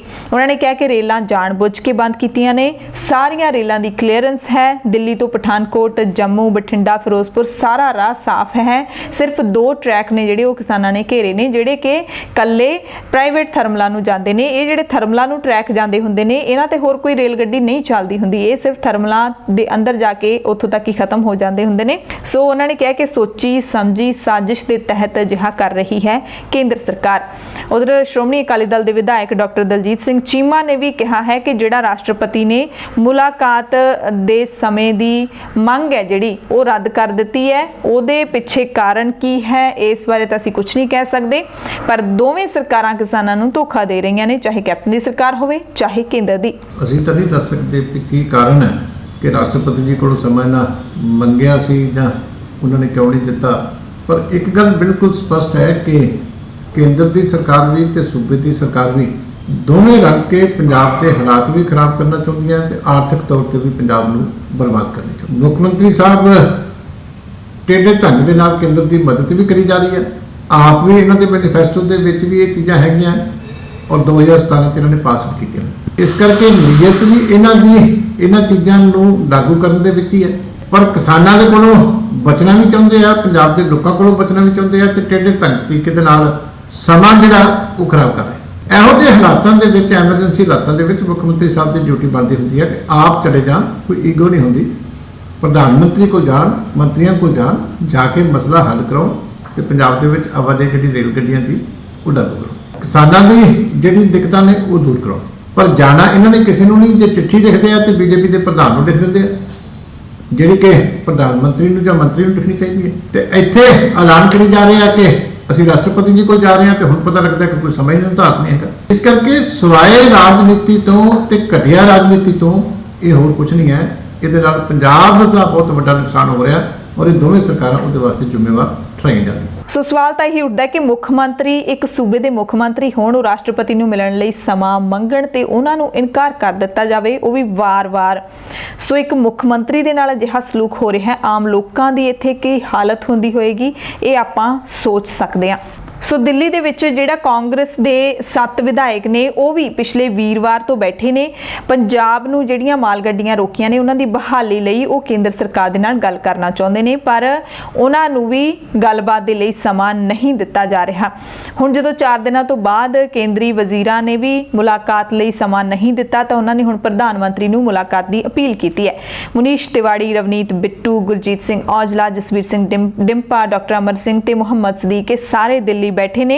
ਇਹਨਾਂ ਨੇ ਕਿਹਾ ਇਸ ਜਿਹੜੇ ਰਵੱਈਏ ਤੋਂ ਬਾਅਦ ਰਵਨੀਤ ਬਿੱਟੂ ਨੇ ਕਿਹਾ ਹੈਗਾ ਕਿ ਮਾਲ ਗੱਡੀਆਂ ਤੇ ਪਾਬੰਦੀ ਲਾਏ ਜਾਣ ਕਰਕੇ ਪੰਜਾਬ ਦੇ ਵਿੱਚ ਬਲੈਕ ਆਊਟ ਹੈ ਜਿਹੜਾ ਉਹ ਹੋ ਸਕਦਾ ਹੈ। ਉਹਨਾਂ ਨੇ ਕਿਹਾ ਕਿ ਸਿੱਧੇ ਤੌਰ ਤੇ ਜਿਹੜੇ ਕੇਂਦਰੀ ਵਜ਼ੀਰ ਨੇ ਉਹ ਪਾਸਾ ਵੱਟ ਰਹੇ ਨੇ। ਕਹਿੰਦੇ ਕਿ ਸਿੱਧਾ ਹੁਣ ਫੈਸਲਾ ਪ੍ਰਧਾਨ ਮੰਤਰੀ ਦੇ ਹੱਥ ਵਿੱਚ ਚਲਾ ਗਿਆ। ਉਹਨਾਂ ਨੇ ਆਪਣੇ ਹੱਥ ਵਿੱਚ ਪਾਵਰ ਲੈ ਲਈ ਹੈ ਕਿ ਪੰਜਾਬ ਨਾਲ ਸੰਬੰਧਿਤ ਕੋਈ ਵੀ ਫੈਸਲਾ ਹੁਣ ਮੈਂ ਕਰਾਂਗਾ, ਕਿਉਂਕਿ ਜਿਹੜਾ ਦੁਸ਼ਹਿਰਾ ਮਨਾਇਆ ਗਿਆ 25 ਅਕਤੂਬਰ ਨੂੰ ਨਰਿੰਦਰ ਮੋਦੀ ਦਾ, ਉਸ ਤੋਂ ਬਾਅਦ ਨਰਿੰਦਰ ਮੋਦੀ ਕਾਫੀ ਖਫਾ ਹੈਗੇ ਨੇ ਪੰਜਾਬੀਆਂ ਤੋਂ। ਅਗਲੀ ਖਬਰ ਹੈ ਕਿ ਪੰਜਾਬ ਦੇ ਵਿੱਚ ਪ੍ਰਾਈਵੇਟ ਖੇਤਰ ਦਾ ਜਿਹੜਾ ਅਖੀਰਲਾ ਗੋਇੰਦਵਾਲ ਸਾਹਿਬ ਦਾ ਪਲਾਂਟ ਬਚਿਆ ਸੀ, ਚੱਲ ਰਿਹਾ ਸੀ, ਉਹ ਵੀ ਆਖਿਰਕਾਰ 3 ਨਵੰਬਰ ਨੂੰ ਬੰਦ ਹੋ ਗਿਆ। ਪਾਵਰਕਾਮ ਪਟਿਆਲਾ ਨੇ ਇਸ ਦੀ ਜਾਣਕਾਰੀ ਦਿੱਤੀ ਹੈ। ਇਸ ਤੋਂ ਬਾਅਦ ਹੁਣ ਪਾਵਰਕਾਮ ਨੇ ਜਿਹੜੇ ਸਰਕਾਰੀ ਥਰਮਲ ਪਲਾਂਟ ਹੈਗੇ ਨੇ ਰੋਪੜ ਤੇ ਲਹਿਰਾ ਮੁਹੱਬਤ ਦਾ, ਉਹਨਾਂ ਨੂੰ ਮੁੜ ਤੋਂ ਚਾਲੂ ਕਰ ਦਿੱਤਾ ਹੈ। ਉਹਨਾਂ ਨੂੰ ਐਮਰਜੈਂਸੀ ਯੂਨਿਟ ਨੇ ਜਿਹੜੇ ਉਹਨਾਂ ਦੇ ਉਹ ਚਾਲੂ ਕੀਤੇ ਗਏ ਨੇ, ਕਿਉਂਕਿ ਇੱਥੇ ਥਰਮਲਾਂ ਦੇ ਕੋਲੇ ਕੁਝ ਕੋਲਾ ਹਾਲੇ ਬਚਿਆ ਹੋਇਆ। ਪਟਿਆਲਾ ਤੋਂ ਜਿਹੜੀ ਪਾਵਰਕਾਮ ਦੇ ਮੁੱਖ ਦਫ਼ਤਰ ਤੋਂ ਜਾਣਕਾਰੀ ਮਿਲੀ ਹੈ, ਉਸ ਦੇ ਮੁਤਾਬਿਕ ਸੂਬੇ ਅੰਦਰ ਬਿਜਲੀ ਸਪਲਾਈ ਲਈ ਰੋਪੜ ਤੇ ਲਹਿਰਾ ਮੁਹੱਬਤ ਥਰਮਲ ਜਿਹੜੇ ਸਰਕਾਰੀ ਨੇ ਉਹਨਾਂ ਦੇ ਇੱਕ ਉਤਪਾਦਨ ਯੂਨਿਟ ਨੂੰ ਐਮਰਜੈਂਸੀ ਵਜੋਂ ਚਾਲੂ ਕਰ ਦਿੱਤਾ ਗਿਆ। ਜੇ ਲੋੜ ਪਈ ਤਾਂ ਥਰਮਲਾਂ ਦੇ ਹੋਰ ਯੂਨਿਟਾਂ ਨੂੰ ਵੀ ਚਲਾਇਆ ਜਾ ਸਕਦਾ ਹੈ। ਰੋਪੜ ਤੇ ਲਹਿਰਾ ਮੁਹੱਬਤ ਕੋਲ ਵੀ ਪੂਰੀ ਲੋਡ ਸਮਰੱਥਾ ਵਿੱਚ ਚੱਲਣ ਦੀ ਸੂਰਤ ਵਿੱਚ 4-5 ਦਿਨਾਂ ਜੋਗਾ ਕੋਲੇ ਦਾ ਭੰਡਾਰ ਪਿਆ ਹੋਇਆ। ਉਧਰ PSPCL ਦੇ CMD ਵੇਣੂ ਪ੍ਰਸਾਦ ਕਹਿੰਦੇ ਨੇ ਕਿ ਇਹ ਜਿਹੜੇ ਸਾਰੇ ਪ੍ਰਾਈਵੇਟ ਥਰਮਲ ਪਲਾਂਟ 3 ਪ੍ਰਾਈਵੇਟ ਨੇ, 2 ਸਰਕਾਰੀ ਨੇ ਸੂਬੇ ਦੇ ਵਿੱਚ, ਤਿੰਨੇ ਉਹ ਬੰਦ ਹੋ ਚੁੱਕੇ ਨੇ ਤੇ ਪੰਜਾਬ ਹੁਣ ਪੂਰੀ ਤਰ੍ਹਾਂ ਦੇ ਨਾਲ ਕੌਮੀ ਗ੍ਰਿਡ ਦੇ ਉੱਤੇ ਨਿਰਭਰ ਹੈ, ਜਿੱਥੋਂ ਬਿਜਲੀ ਬਹੁਤ ਮਹਿੰਗੀ ਮਿਲਦੀ ਹੈ। ਪਹਿਲਾਂ ਪੈਸਾ ਦੇ ਕੇ ਫਿਰ ਬਿਜਲੀ ਉੱਥੋਂ ਮਿਲਦੀ ਹੈ। ਹਾਲਤ ਗੰਭੀਰ ਹੈ ਪੰਜਾਬ ਦੇ ਵਿੱਚ, ਪਰ ਬਲੈਕਆਊਟ ਬਾਰੇ ਨਹੀਂ ਹਾਲੇ ਕੁਝ ਕਿਹਾ ਜਾ ਸਕਦਾ। ਜਿਵੇਂ ਕਿ ਸਿਆਸੀ ਲੀਡਰ ਪੂਰਾ ਰੌਲਾ ਪਾ ਰਹੇ ਨੇ ਤੇ TV ਚੈਨਲ ਵੀ ਰੌਲਾ ਪਾ ਰਹੇ ਨੇ ਕਿ ਪੰਜਾਬ ਦੇ ਵਿੱਚ ਬਲੈਕਆਊਟ ਹੋ ਸਕਦਾ ਹੈ, ਪਰ ਇਹ ਜਿਹੜਾ PSPCL ਦੇ CMD ਕਹਿ ਰਹੇ ਨੇ ਕਿ ਬਲੈਕਆਊਟ ਬਾਰੇ ਨਹੀਂ ਹਾਲੇ ਕੁਝ ਕਹਿ ਸਕਦੇ, ਪਰ ਸਾਰੇ ਥਰਮਲ ਪਲਾਂਟ ਆਉਂਦੇ 3-4 ਦਿਨਾਂ ਦੇ ਵਿੱਚ ਬੰਦ ਹੋ ਜਾਣਗੇ, ਕਿਉਂਕਿ ਪੰਜਾਬ ਦੇ ਵਿੱਚ ਬਿਜਲੀ ਦੀ ਜਿਹੜੀ ਮੰਗ ਹੈ ਰੋਜ਼ਾਨਾ ਦੀ ਉਹ 6000 ਮੈਗਾਵਾਟ ਹੈ ਤੇ ਇਸੇ ਕਰਕੇ ਹੁਣ ਪੰਜਾਬ ਦੇ ਵਿੱਚ ਰੋਟੇਸ਼ਨਲ ਤਰੀਕੇ ਦੇ ਨਾਲ ਬਿਜਲੀ ਦੇ ਕੱਟ ਲਾਉਣੇ ਵੀ ਸ਼ੁਰੂ ਕਰ ਦਿੱਤੇ ਗਏ ਨੇ। ਪੂਰੇ ਪੰਜਾਬ ਦੇ ਵਿੱਚ ਹਰ ਇਲਾਕੇ ਦੇ ਵਿੱਚ 2 ਤੋਂ 3 ਘੰਟੇ ਦਾ ਰੋਜ਼ਾਨਾ ਕੱਟ ਹੈ ਜਿਹੜਾ ਉਹ ਲਾਉਣਾ ਸ਼ੁਰੂ ਕਰ ਦਿੱਤਾ ਗਿਆ। ਉਧਰ ਚੰਡੀਗੜ੍ਹ ਦੇ ਵਿੱਚ ਕਿਸਾਨ ਮਜ਼ਦੂਰ ਸੰਘਰਸ਼ ਕਮੇਟੀ ਦੇ ਲੀਡਰਾਂ ਦੇ ਨਾਲ ਪੰਜਾਬ ਦੇ AG advocate general Atul Nanda ਦੇ ਨਾਲ ਬੈਠਕ ਹੋਈ। ਕਿਸਾਨਾਂ ਨੇ ਇਸ ਦੀ ਮੰਗ ਕੀਤੀ ਸੀ ਕਿ ਜਿਹੜੇ ਤੁਸੀਂ ਬਿੱਲ ਪਾਸ ਕੀਤੇ ਨੇ ਪੰਜਾਬ ਵਿਧਾਨ ਸਭਾ ਨੇ, ਉਹ ਕੇਂਦਰੀ ਖੇਤੀ ਕਾਨੂੰਨਾਂ ਦਾ ਵਿਰੋਧ ਕਰਨ ਦੇ ਸਮਰੱਥ ਹੀ ਨਹੀਂ ਹੈਗੇ ਸੈਕਸ਼ਨ 11 ਦੇ ਤਹਿਤ। ਇਸ ਕਰਕੇ ਇਹ ਮੀਟਿੰਗ ਹੈ ਜਿਹੜੀ ਹੋਈ ਸੀ। ਇਸ ਮੀਟਿੰਗ ਤੋਂ ਬਾਅਦ ਕਿਸਾਨ ਮਜ਼ਦੂਰ ਸੰਘਰਸ਼ ਕਮੇਟੀ ਨੇ ਇਹ ਜਾਣਕਾਰੀ ਦਿੱਤੀ ਹੈ। ਸਰਵਣ ਸਿੰਘ ਪੰਧੇਰ ਤੇ ਜਿਹੜੇ ਸਤਨਾਮ ਸਿੰਘ ਪੰਨੂ ਇਹ ਲੀਡਰ ਹੈਗੇ ਨੇ ਮੁੱਖ, ਤੇ ਉਹਨਾਂ ਨੇ ਕਿਹਾ ਕਿ ਹੁਣ 23 ਨਵੰਬਰ ਨੂੰ ਪੰਜਾਬ ਦੇ ਮੁੱਖ ਮੰਤਰੀ ਕੈਪਟਨ ਅਮਰਿੰਦਰ ਸਿੰਘ ਦੇ ਨਾਲ ਸਾਡੀ ਬੈਠਕ ਹੋਏਗੀ। ਅਸੀਂ ਪੰਜਾਬ ਸਰਕਾਰ ਮੂਹਰੇ 14 ਮੰਗਾਂ ਰੱਖੀਆਂ ਨੇ, ਜਿਨ੍ਹਾਂ ਦੇ ਵਿੱਚੋਂ 2 ਮੰਗਾਂ ਨੇ ਅੰਦੋਲਨ ਦੇ ਵਿੱਚ ਸ਼ਹੀਦ ਹੋਏ ਕਿਸਾਨਾਂ ਦੇ ਪਰਿਵਾਰਾਂ ਨੂੰ ਨੌਕਰੀਆਂ ਦੇਣ ਦੀ ਤੇ ਮੁਆਵਜ਼ਾ ਦੇਣ ਦੀ ਤੇ ਕਰਜ਼ਾ ਮਾਫ ਕਰਨ ਦੀ, ਤੇ ਦੂਸਰੀ ਹੈ ਗੰਨੇ ਦੀਆਂ ਮਿੱਲਾਂ ਨੂੰ ਚਲਾਉਣ ਸੰਬੰਧੀ। ਇਸ ਦੇ ਨਾਲ 14 ਮੰਗਾਂ ਨੇ ਕੁੱਲ ਜਿਹੜੀਆਂ ਸਰਕਾਰ ਦੇ ਮੂਹਰੇ ਰੱਖੀਆਂ ਗਈਆਂ ਨੇ। ਕੈਬਨਿਟ ਮੰਤਰੀ ਸੁਖਜਿੰਦਰ ਸਿੰਘ ਰੰਧਾਵਾ ਨੇ ਬੈਠਕ ਤੋਂ ਬਾਅਦ ਕਿਹਾ ਕਿ ਅਸੀਂ ਦੀਵਾਲੀ ਤੋਂ ਬਾਅਦ ਕਿਸਾਨਾਂ ਨਾਲ ਮੀਟਿੰਗ ਕਰਾਂਗੇ ਤੇ ਕਿਸਾਨਾਂ ਦੀਆਂ ਮੁਸ਼ਕਲਾਂ ਦਾ ਹੱਲ ਕੱਢਾਂਗੇ, ਯਾਨੀ ਕਿ 23 ਨਵੰਬਰ ਨੂੰ ਮੀਟਿੰਗ ਹੋਣੀ ਹੈ। ਵਿਧਾਇਕ ਅਮਰਿੰਦਰ ਸਿੰਘ ਰਾਜਾ ਵੜਿੰਗ ਵੀ ਇਸ ਮੌਕੇ ਮੌਜੂਦ ਸੀਗੇ ਬੈਠਕ ਦੇ ਵਿੱਚ। ਉਹਨਾਂ ਨੇ ਪ੍ਰਧਾਨ ਮੰਤਰੀ ਨਰਿੰਦਰ ਮੋਦੀ ਨੂੰ ਸਖਤ ਚੇਤਾਵਨੀ ਦਿੱਤੀ ਹੈ ਕਿ ਜੰਮੂ ਕਸ਼ਮੀਰ ਨਹੀਂ ਹੈਗਾ, ਇਹ ਪੰਜਾਬ ਹੈ। ਪੰਜਾਬੀ ਲੋਕ ਅਣਖੀਲੇ ਤੇ ਗੈਰਤਮੰਦ ਹੁੰਦੇ ਨੇ। ਦੇਸ਼ ਦੀ ਅਖੰਡਤਾ ਤੇ ਆਜ਼ਾਦੀ ਵਾਸਤੇ ਇਹਨਾਂ ਨੇ ਵੱਡਾ ਯੋਗਦਾਨ ਪਾਇਆ ਹੈ। ਇਸ ਕਰਕੇ ਤੁਸੀਂ ਅੱਗ ਨਾਲ ਨਾ ਖੇਡੋ। ਜੇ ਤੁਸੀਂ ਸਾਨੂੰ ਕੋਲੇ ਦੀ ਸਪਲਾਈ ਨਾ ਕਰਕੇ ਪੰਜਾਬ ਦੀ ਬਿਜਲੀ ਗੁੱਲ ਕਰਨਾ ਚਾਹੁੰਦੇ ਹੋ ਤਾਂ ਅਸੀਂ ਤੁਹਾਡੀ ਬਿਜਲੀ ਵੀ ਗੁੱਲ ਕਰ ਦਿਆਂਗੇ, ਕਿਉਂਕਿ ਕੌਮੀ ਗ੍ਰਿਡ ਹੈ ਜਿਹੜਾ ਉਹ ਪੰਜਾਬ ਦੀ ਧਰਤੀ ਤੇ ਬਣਿਆ ਹੋਇਆ ਹੈ। ਪੰਜਾਬ ਹੀ ਉਥੋਂ ਬਿਜਲੀ ਪੈਦਾ ਕਰਦਾ ਹੈ ਤੇ ਪੰਜਾਬ ਹੀ ਉਸ ਨੂੰ ਸਪਲਾਈ ਕਰਦਾ ਹੈ। ਤੇ 3 ਨਵੰਬਰ ਨੂੰ ਦਿੱਲੀ ਦੇ ਵਿੱਚ ਵੀ ਪੂਰੇ ਦੇਸ਼ ਦੀਆਂ ਕਿਸਾਨ ਜਥੇਬੰਦੀਆਂ ਦੀ ਬੈਠਕ ਹੋਈ, ਜਿਸ ਦੇ ਵਿੱਚ ਕਈ ਵੱਡੇ ਐਲਾਨ ਕੀਤੇ ਗਏ। ਸਭ ਤੋਂ ਵੱਡਾ ਐਲਾਨ ਇੱਕ ਨਵਾਂ ਨਾਅਰਾ ਦਿੱਤਾ ਗਿਆ ਕਿਸਾਨਾਂ ਨੂੰ, ਨਰਿੰਦਰ ਮੋਦੀ ਕਿਸਾਨ ਵਿਰੋਧੀ ਦਾ। ਤੇ ਇੱਕ ਹੋਰ ਵੱਡਾ ਐਲਾਨ ਹੈ, ਪ੍ਰਧਾਨ ਮੰਤਰੀ ਨਰਿੰਦਰ ਮੋਦੀ ਨੂੰ ਡਿਬੇਟ ਕਰਨ ਦੀ ਚੁਣੌਤੀ ਦਿੱਤੀ ਹੈ। ਉਹਨਾਂ ਨੇ ਕਿਹਾ ਕਿ ਸਰਕਾਰ ਜੁਮਲੇਬਾਜ਼ੀਆਂ ਨਾਲ ਨਹੀਂ ਚੱਲਦੀ ਹੁੰਦੀ। ਜੇ ਪ੍ਰਧਾਨ ਮੰਤਰੀ ਜਾਂ ਹੋਰ ਕਿਸੇ ਮੰਤਰੀ ਦੇ ਵਿੱਚ ਥੋੜੀ ਜਿੰਨੀ ਵੀ ਨੈਤਿਕਤਾ ਹੈ ਤਾਂ ਸਾਡੇ ਨਾਲ ਆ ਕੇ ਇਹਨਾਂ ਖੇਤੀ ਕਾਨੂੰਨਾਂ ਦੇ ਮੁੱਦੇ ਤੇ ਡਿਬੇਟ ਕਰਨ। ਇੱਕ ਹੋਰ ਅੰਦੋਲਨ ਨੂੰ ਵੱਡਾ ਕਰਨ ਦਾ ਐਲਾਨ ਕਿਸਾਨਾਂ ਦੇ ਵੱਲੋਂ ਕੀਤਾ ਗਿਆ ਹੈ। ਇਸ ਦੇ ਲਈ 11 ਮੈਂਬਰੀ ਕੋਰ ਕਮੇਟੀ ਬਣਾ ਦਿੱਤੀ ਗਈ ਹੈ, ਜਿਹੜੀ ਕਿ ਖਾਸ ਕਰਕੇ 26-27 ਦੇ ਦਿੱਲੀ ਚਲੋ ਅੰਦੋਲਨ ਦੀ ਅਗਵਾਈ ਕਰੇਗੀ, ਰਣਨੀਤੀ ਬਣਾਏਗੀ ਤੇ ਕਿਸਾਨਾਂ ਦੇ ਅੰਦੋਲਨ ਨੂੰ ਪੂਰੇ ਦੇਸ਼ ਦੇ ਵਿੱਚ ਲਿਜਾਉਣ ਦੇ ਵਿੱਚ ਇਹ ਆਪਣੀ ਅਹਿਮ ਭੂਮਿਕਾ ਜਿਹੜੀ ਉਹ ਨਿਭਾਏਗੀ। ਤੇ ਇੱਕ ਵੱਡਾ ਐਲਾਨ ਕੀਤਾ ਗਿਆ ਰਿਲਾਇੰਸ ਦੇ ਸਾਰੇ ਪੈਟਰੋਲ ਪੰਪਾਂ ਦੇ ਬਾਈਕਾਟ ਕਰਨ ਦਾ। ਨਾਲ ਹੀ ਅਪੀਲ ਕੀਤੀ ਹੈ ਕਿ ਬੀਜੇਪੀ ਵਿਰੋਧੀ ਜਿੰਨੀਆਂ ਵੀ ਸਰਕਾਰਾਂ ਨੇ ਦੇਸ਼ ਵਿੱਚ ਉਹ ਖੇਤੀ ਕਾਨੂੰਨਾਂ ਦੇ ਖਿਲਾਫ ਮਤੇ ਜ਼ਰੂਰ ਪਾਉਣ। ਤੇ ਕੈਪਟਨ ਸਾਹਿਬ ਜਿਹੜਾ ਦਿੱਲੀ ਜਾ ਰਹੇ ਨੇ ਉਸ ਨੂੰ ਉਹਨਾਂ ਨੇ ਸਿਰਫ ਇੱਕ ਰਾਜਨੀਤੀ ਦੱਸਿਆ ਹੈ ਤੇ ਇਹ ਵੀ ਉਹਨਾਂ ਨੇ ਪੇਸ਼ਕਸ਼ ਕੀਤੀ ਹੈ ਕਿ ਅਸੀਂ ਟੇਬਲ ਦੇ ਉੱਤੇ ਬਹਿ ਕੇ ਸਰਕਾਰ ਦੇ ਨਾਲ ਗੱਲ ਕਰਨ ਦੇ ਲਈ ਤਿਆਰ ਹਾਂ, ਪਰ ਗੱਲ ਕਰਨ ਦੇ ਲਈ ਚੱਜ ਦੇ ਬੰਦੇ ਹੋਣੇ ਚਾਹੀਦੇ ਨੇ। ਪਹਿਲਾਂ ਬਹੁਤ ਲੰਬਾ ਸਮਾਂ ਕਰੋਨਾ ਦੇ ਦੌਰਾਨ ਇਹ ਬੰਦ ਰਹੀਆਂ ਰੇਲ ਗੱਡੀਆਂ, ਕੋਲਾ ਨਹੀਂ ਘਟਿਆ। ਲੇਕਿਨ ਅੱਜ ਵੀ ਕੋਲਾ ਘਟਣ ਵਾਲੀ ਜਾਂ ਕੋਈ ਹੋਰ ਕੋਈ ਗੱਲ ਨਹੀਂ ਸੀ। ਅਸੀਂ ਰੇਲ ਗੱਡੀਆਂ ਜਿਹੜੀਆਂ ਕਿਸਾਨਾਂ ਨੇ ਛੱਡੀਆਂ ਉਹ ਇਸ ਗੱਲ ਦੇ ਉੱਤੇ ਜਿਹੜੀਆਂ ਮਾਲ ਗੱਡੀਆਂ ਛੱਡੀਆਂ ਗਈਆਂ ਸੀ ਕਿ ਇਹਨਾਂ ਨੇ ਸਾਡੇ ਅੰਦੋਲਨ ਨੂੰ ਬਦਨਾਮ ਕਰਨ ਵਾਸਤੇ ਸਾਡੇ ਕਿਸਾਨਾਂ ਦੇ ਵਿੱਚ ਇੱਕ ਤਰ੍ਹਾਂ ਦੀ ਅਫਵਾਹ ਫੈਲਾਈ ਜਾਣੀ ਹੈ ਕਿ ਤੁਹਾਨੂੰ ਖਾਦ ਇਸ ਕਰਕੇ ਨਹੀਂ ਮਿਲਦੀ ਕਿਉਂਕਿ ਕਿਸਾਨ ਰੇਲਵੇ ਲਾਈਨ ਤੇ ਬੈਠਾ ਹੈ, ਖਾਦ ਆ ਨਹੀਂ ਰਹੀ। ਕਿ ਸਾਡੇ ਨਾਲ ਗੱਲ ਉਹ ਕਰੇ ਜਿਹੜਾ ਸਾਡੇ ਮਸਲੇ ਦਾ ਸਮਾਧਾਨ ਕਰ ਸਕਦਾ ਹੈ, ਜਿਹੜਾ ਇਸ ਮਸਲੇ ਦਾ ਹੱਲ ਕਰ ਸਕਦਾ ਹੈ। ਕੇਵਲ ਗੱਲਾਂ ਬਾਤਾਂ ਨਾਲ ਨਹੀਂ ਗੱਲ ਬਣਨੀ। ਇਹਨਾਂ ਨੇ ਉਸ ਮੀਟਿੰਗ ਦੇ ਵਿੱਚ ਸਾਨੂੰ ਸੱਦ ਕੇ ਸਾਨੂੰ ਸਮਝਾਉਣ ਦਾ ਯਤਨ ਕੀਤਾ ਵੀ ਕਾਨੂੰਨਾਂ ਦੇ ਵਿੱਚ ਆਹ ਕੁਝ ਲਿਖਿਆ ਹੈ। ਔਰ ਉਸ ਮੀਟਿੰਗ ਦੇ ਵਿੱਚ ਅਸੀਂ ਬੜਾ ਠੋਕ ਕੇ ਗੱਲ ਕਹੀ ਸੀ ਵੀ ਤੁਸੀਂ ਸਾਨੂੰ ਪੜ੍ਹਾਓ ਨਾ, ਅਸੀਂ ਇੰਨੇ ਕੁ ਤਾਂ ਪੜ੍ਹੇ ਆ। ਸਾਡੇ ਪੰਜਾਬ ਦੇ ਵਿੱਚ ਵਕੀਲ ਲੋਕ ਹੈਗੇ ਨੇ, ਸਾਡੇ ਬੱਚੇ PhDਆਂ MSCਆਂ ਕਰ ਚੁੱਕੇ ਆ। ਸਭ ਪਤਾ ਲੋਕਾਂ ਨੂੰ ਵੀ ਇਹਦੇ ਵਿੱਚ ਕੀ ਹੈ, ਕਾਨੂੰਨ ਦੇ ਵਿੱਚ ਵਕੀਲ ਬੜੇ ਆ ਸਾਡੇ ਪੰਜਾਬ ਦੇ ਅੰਦਰ। ਇਹਨਾਂ ਲੋਕਾਂ ਦੀ ਰਾਜਨੀਤੀ ਹੈ, ਰਾਜਨੀਤੀ ਕਰ ਰਹੇ ਨੇ ਔਰ ਰਾਜਨੀਤੀ ਦੇ ਵਿੱਚੋਂ ਸਾਰਾ ਕੁਝ ਹੋ ਰਿਹਾ ਹੈ। ਤੇ ਉਧਰ 5 ਨਵੰਬਰ ਨੂੰ ਕਿਸਾਨਾਂ ਦੇ ਵੱਲੋਂ ਜਿਹੜਾ 4 ਘੰਟੇ ਦਾ ਕੌਮੀ ਚੱਕਾ ਜਾਮ ਕੀਤਾ ਜਾਣਾ ਹੈ, ਉਸ ਦੀਆਂ ਤਿਆਰੀਆਂ ਵੀ ਲਗਭਗ ਮੁਕੰਮਲ ਕਰ ਲਈਆਂ ਗਈਆਂ ਨੇ। ਜਿੰਨੀਆਂ ਵੀ ਕਿਸਾਨ ਯੂਨੀਅਨਾਂ ਨੇ ਉਹਨਾਂ ਦੇ ਵੱਲੋਂ ਡਿਊਟੀਆਂ ਨੇ ਜਿਹੜੀਆਂ ਉਹ ਵੰਡੀਆਂ ਜਾ ਰਹੀਆਂ ਨੇ, ਇਲਾਕੇ ਵੰਡੇ ਜਾ ਰਹੇ ਨੇ ਕਿ ਕਿਹੜੀ ਯੂਨੀਅਨ ਹੈ ਜਿਹੜੀ ਉਹ ਕਿਹੜੇ ਇਲਾਕੇ ਦੇ ਵਿੱਚ ਕਿਹੜੀ ਥਾਂ ਦੇ ਉੱਤੇ ਚੱਕਾ ਜਾਮ ਕਰੇਗੀ। ਪੂਰੇ ਇੱਕ ਯੋਜਨਾਬੱਧ ਤਰੀਕੇ ਦੇ ਨਾਲ ਇਸ ਚੱਕਾ ਜਾਮ ਨੂੰ ਸਫਲ ਬਣਾਉਣ ਦੀਆਂ ਤਿਆਰੀਆਂ ਨੇ ਜਿਹੜੀਆਂ ਉਹ ਕੀਤੀਆਂ ਜਾ ਰਹੀਆਂ ਨੇ। ਸੋ ਕਿਸਾਨ ਅੰਦੋਲਨ ਨੂੰ 1.5 ਮਹੀਨਾ ਬੀਤ ਚੁੱਕਿਆ ਹੈ। ਸਰਕਾਰ ਬੇਵਸ ਨਜ਼ਰ ਆ ਰਹੀ ਹੈ। ਜਿਹੜੀ ਕੈਪਟਨ ਸਾਹਿਬ ਦੀ ਸਰਕਾਰ ਹੈ, ਕੇਂਦਰ ਸਰਕਾਰ ਪੂਰੀ ਤਰ੍ਹਾਂ ਦੇ ਨਾਲ ਅੜੀ ਹੋਈ ਹੈ। 4 ਨਵੰਬਰ ਨੂੰ ਵੀ ਪੰਜਾਬ ਸਰਕਾਰ ਦੀ ਕਿਸਾਨਾਂ ਦੇ ਨਾਲ ਅਹਿਮ ਮੀਟਿੰਗ ਹੈ ਜਿਹੜੀ ਉਸ ਦੀ ਜਾਣਕਾਰੀ ਮਿਲ ਰਹੀ ਸੀ। ਟੋਲ ਪਲਾਜ਼ਿਆਂ, ਕਾਰੋਬਾਰੀ ਟਿਕਾਣਿਆਂ ਤੇ ਹੋਰ ਥਾਵਾਂ ਤੇ ਕਿਸਾਨਾਂ ਦੇ ਧਰਨੇ ਲਗਾਤਾਰ ਜਾਰੀ ਨੇ। ਝੋਨੇ ਦੀ ਵਾਢੀ ਹੈ ਜਿਹੜੀ ਉਹ ਚੱਲ ਰਹੀ ਹੈ, ਇਸ ਕਰਕੇ ਕਿਸਾਨਾਂ ਦੀ ਗਿਣਤੀ ਭਾਵੇਂ ਘਟਣ ਲੱਗੀ ਹੈ, ਪਰ ਕਿਸਾਨਾਂ ਦਾ ਜਿਹੜਾ ਅੰਦੋਲਨ ਹੈ, ਕਿਸਾਨਾਂ ਦੇ ਮੋਰਚੇ ਨੇ, ਉਹਨਾਂ ਦੀ ਗਿਣਤੀ ਉਨੀ ਹੀ ਹੈ, ਉਦੋਂ ਵੀ ਵੱਧ ਰਹੀ ਹੈ। ਪਰ ਉੱਥੇ ਗਿਣਤੀ ਘਟ ਰਹੀ ਹੈ ਕਿਉਂਕਿ ਕਿਸਾਨਾਂ ਨੂੰ ਖੇਤਾਂ ਦੇ ਵਿੱਚ ਵੀ ਜਾਣਾ ਪੈ ਰਿਹਾ ਹੈ, ਪਰ ਰੋਹ ਹੈ ਜਿਹੜਾ ਉਹ ਨਹੀਂ ਘਟਿਆ। ਪੰਜਾਬ ਦੀਆਂ ਹੋਰ ਖਬਰਾਂ ਦੇ ਵਿੱਚ ਇੱਕ ਖਬਰ ਤੁਹਾਨੂੰ ਲੁਧਿਆਣਾ ਤੋਂ ਦੱਸ ਦਈਏ, ਜਿੱਥੇ ਸ੍ਰੀ ਗੁਰੂ ਗ੍ਰੰਥ ਸਾਹਿਬ ਜੀ ਦੇ ਪਾਵਨ ਸਰੂਪ ਦੀ ਬੇਅਦਬੀ ਦਾ ਮਾਮਲਾ ਸਾਹਮਣੇ ਆਇਆ। ਲੁਧਿਆਣਾ ਦੀ ਬਸਤੀ ਜੋਧੇਵਾਲਾ ਨੇੜੇ ਥਾਣਾ ਟਿੱਬਾ ਇਲਾਕੇ ਦੇ ਵਿੱਚ ਸ੍ਰੀ ਗੁਰੂ ਗ੍ਰੰਥ ਸਾਹਿਬ ਜੀ ਦੇ ਅੰਗਾਂ ਦੀ ਬੇਅਦਬੀ ਕੀਤੀ ਗਈ। ਪੁਲਿਸ ਨੇ ਹੈਰਾਨੀਜਨਕ ਖੁਲਾਸਾ ਇਹਦੇ ਵਿੱਚ ਕੀਤਾ ਹੈ ਕਿ ਸ੍ਰੀ ਗੁਰੂ ਗ੍ਰੰਥ ਸਾਹਿਬ ਜੀ ਦੀ ਬੇਅਦਬੀ ਮਾਮਲੇ ਦੀ ਜਾਣਕਾਰੀ ਦੇਣ ਵਾਲਾ ਨੌਜਵਾਨ ਹੀ ਦੋਸ਼ੀ ਪਾਇਆ ਗਿਆ। ਪੁਲਿਸ ਨੇ ਸੇਵਾ ਸਿੰਘ ਨੂੰ ਗ੍ਰਿਫਤਾਰ ਕਰ ਲਿਆ। ਸੇਵਾ ਸਿੰਘ ਇਸ ਨੌਜਵਾਨ ਦਾ ਨਾਮ ਹੈ, 17 ਸਾਲ ਉਮਰ ਹੈ। ਇਸ ਨੇ ਹੀ ਪੁਲਿਸ ਨੂੰ ਜਾਣਕਾਰੀ ਦਿੱਤੀ ਸੀ ਕਿ ਸ੍ਰੀ ਗੁਰੂ ਗ੍ਰੰਥ ਸਾਹਿਬ ਜੀ ਦੇ ਪਾਵਨ ਸਰੂਪਾਂ ਦੇ ਕੁਝ ਅੰਗ ਝੋਨੇ ਦੇ ਖੇਤ ਦੇ ਵਿੱਚ ਪਾੜ ਕੇ ਸੁੱਟੇ ਹੋਏ ਨੇ। ਸੂਚਨਾ ਮਿਲਣ ਤੇ ਲੁਧਿਆਣਾ ਪੁਲਿਸ ਤੁਰੰਤ ਮੌਕੇ ਤੇ ਪਹੁੰਚੀ ਅਤੇ ਕੁਝ ਘੰਟਿਆਂ ਦੇ ਵਿੱਚ ਹੀ ਪੁਲਿਸ ਨੇ ਇਹ ਮਾਮਲਾ ਹੱਲ ਕਰ ਦਿੱਤਾ ਕਿ ਜਿਸ ਨੇ ਸ਼ਿਕਾਇਤ ਕੀਤੀ ਉਸੇ ਲੜਕੇ ਨੇ ਹੀ ਸ੍ਰੀ ਗੁਰੂ ਗ੍ਰੰਥ ਸਾਹਿਬ ਜੀ ਦੇ ਪਾਵਨ ਅੰਗਾਂ ਦੀ ਬੇਅਦਬੀ ਕੀਤੀ ਸੀ। ਸਾਹਿਬਜ਼ਾਦਾ ਅਜੀਤ ਸਿੰਘ ਨਗਰ ਮੋਹਾਲੀ ਤੋਂ ਖਬਰ ਹੈ, ਜਿੱਥੇ ਪੰਜਾਬ ਵਿਜੀਲੈਂਸ ਬਿਊਰੋ ਦੇ ਵੱਲੋਂ ਜ਼ਮੀਨਾਂ ਦੀ ਖਰੀਦੋ ਫਰੋਖਤ ਦੇ ਇੱਕ ਪੁਰਾਣੇ ਮਾਮਲੇ ਦੇ ਵਿੱਚ ਗ੍ਰਿਫਤਾਰ ਨਾਇਬ ਤਹਿਸੀਲਦਾਰ ਵਰਿੰਦਰ ਸਿੰਘ ਧੂਤ ਸਮੇਤ ਪ੍ਰਾਪਰਟੀ ਡੀਲਰ ਸ਼ਾਮ ਲਾਲ, ਪਟਵਾਰੀ ਇਕਬਾਲ ਸਿੰਘ ਅਤੇ ਨੰਬਰਦਾਰ ਗੁਰਨਾਮ ਸਿੰਘ ਨੂੰ ਮੁਹਾਲੀ ਦੀ ਜੁਡੀਸ਼ੀਅਲ ਮੈਜਿਸਟ੍ਰੇਟ ਅਮਿਤ ਬਖਸ਼ੀ ਦੀ ਅਦਾਲਤ ਵਿੱਚ ਪੇਸ਼ ਕੀਤਾ ਗਿਆ। ਅਦਾਲਤ ਨੇ ਮਾਲ ਅਧਿਕਾਰੀ ਸਣੇ ਸਾਰੇ ਮੁਲਜ਼ਮਾਂ ਨੂੰ 7 ਦਿਨਾਂ ਦੇ ਪੁਲਿਸ ਰਿਮਾਂਡ ਤੇ ਭੇਜ ਦਿੱਤਾ ਹੈ।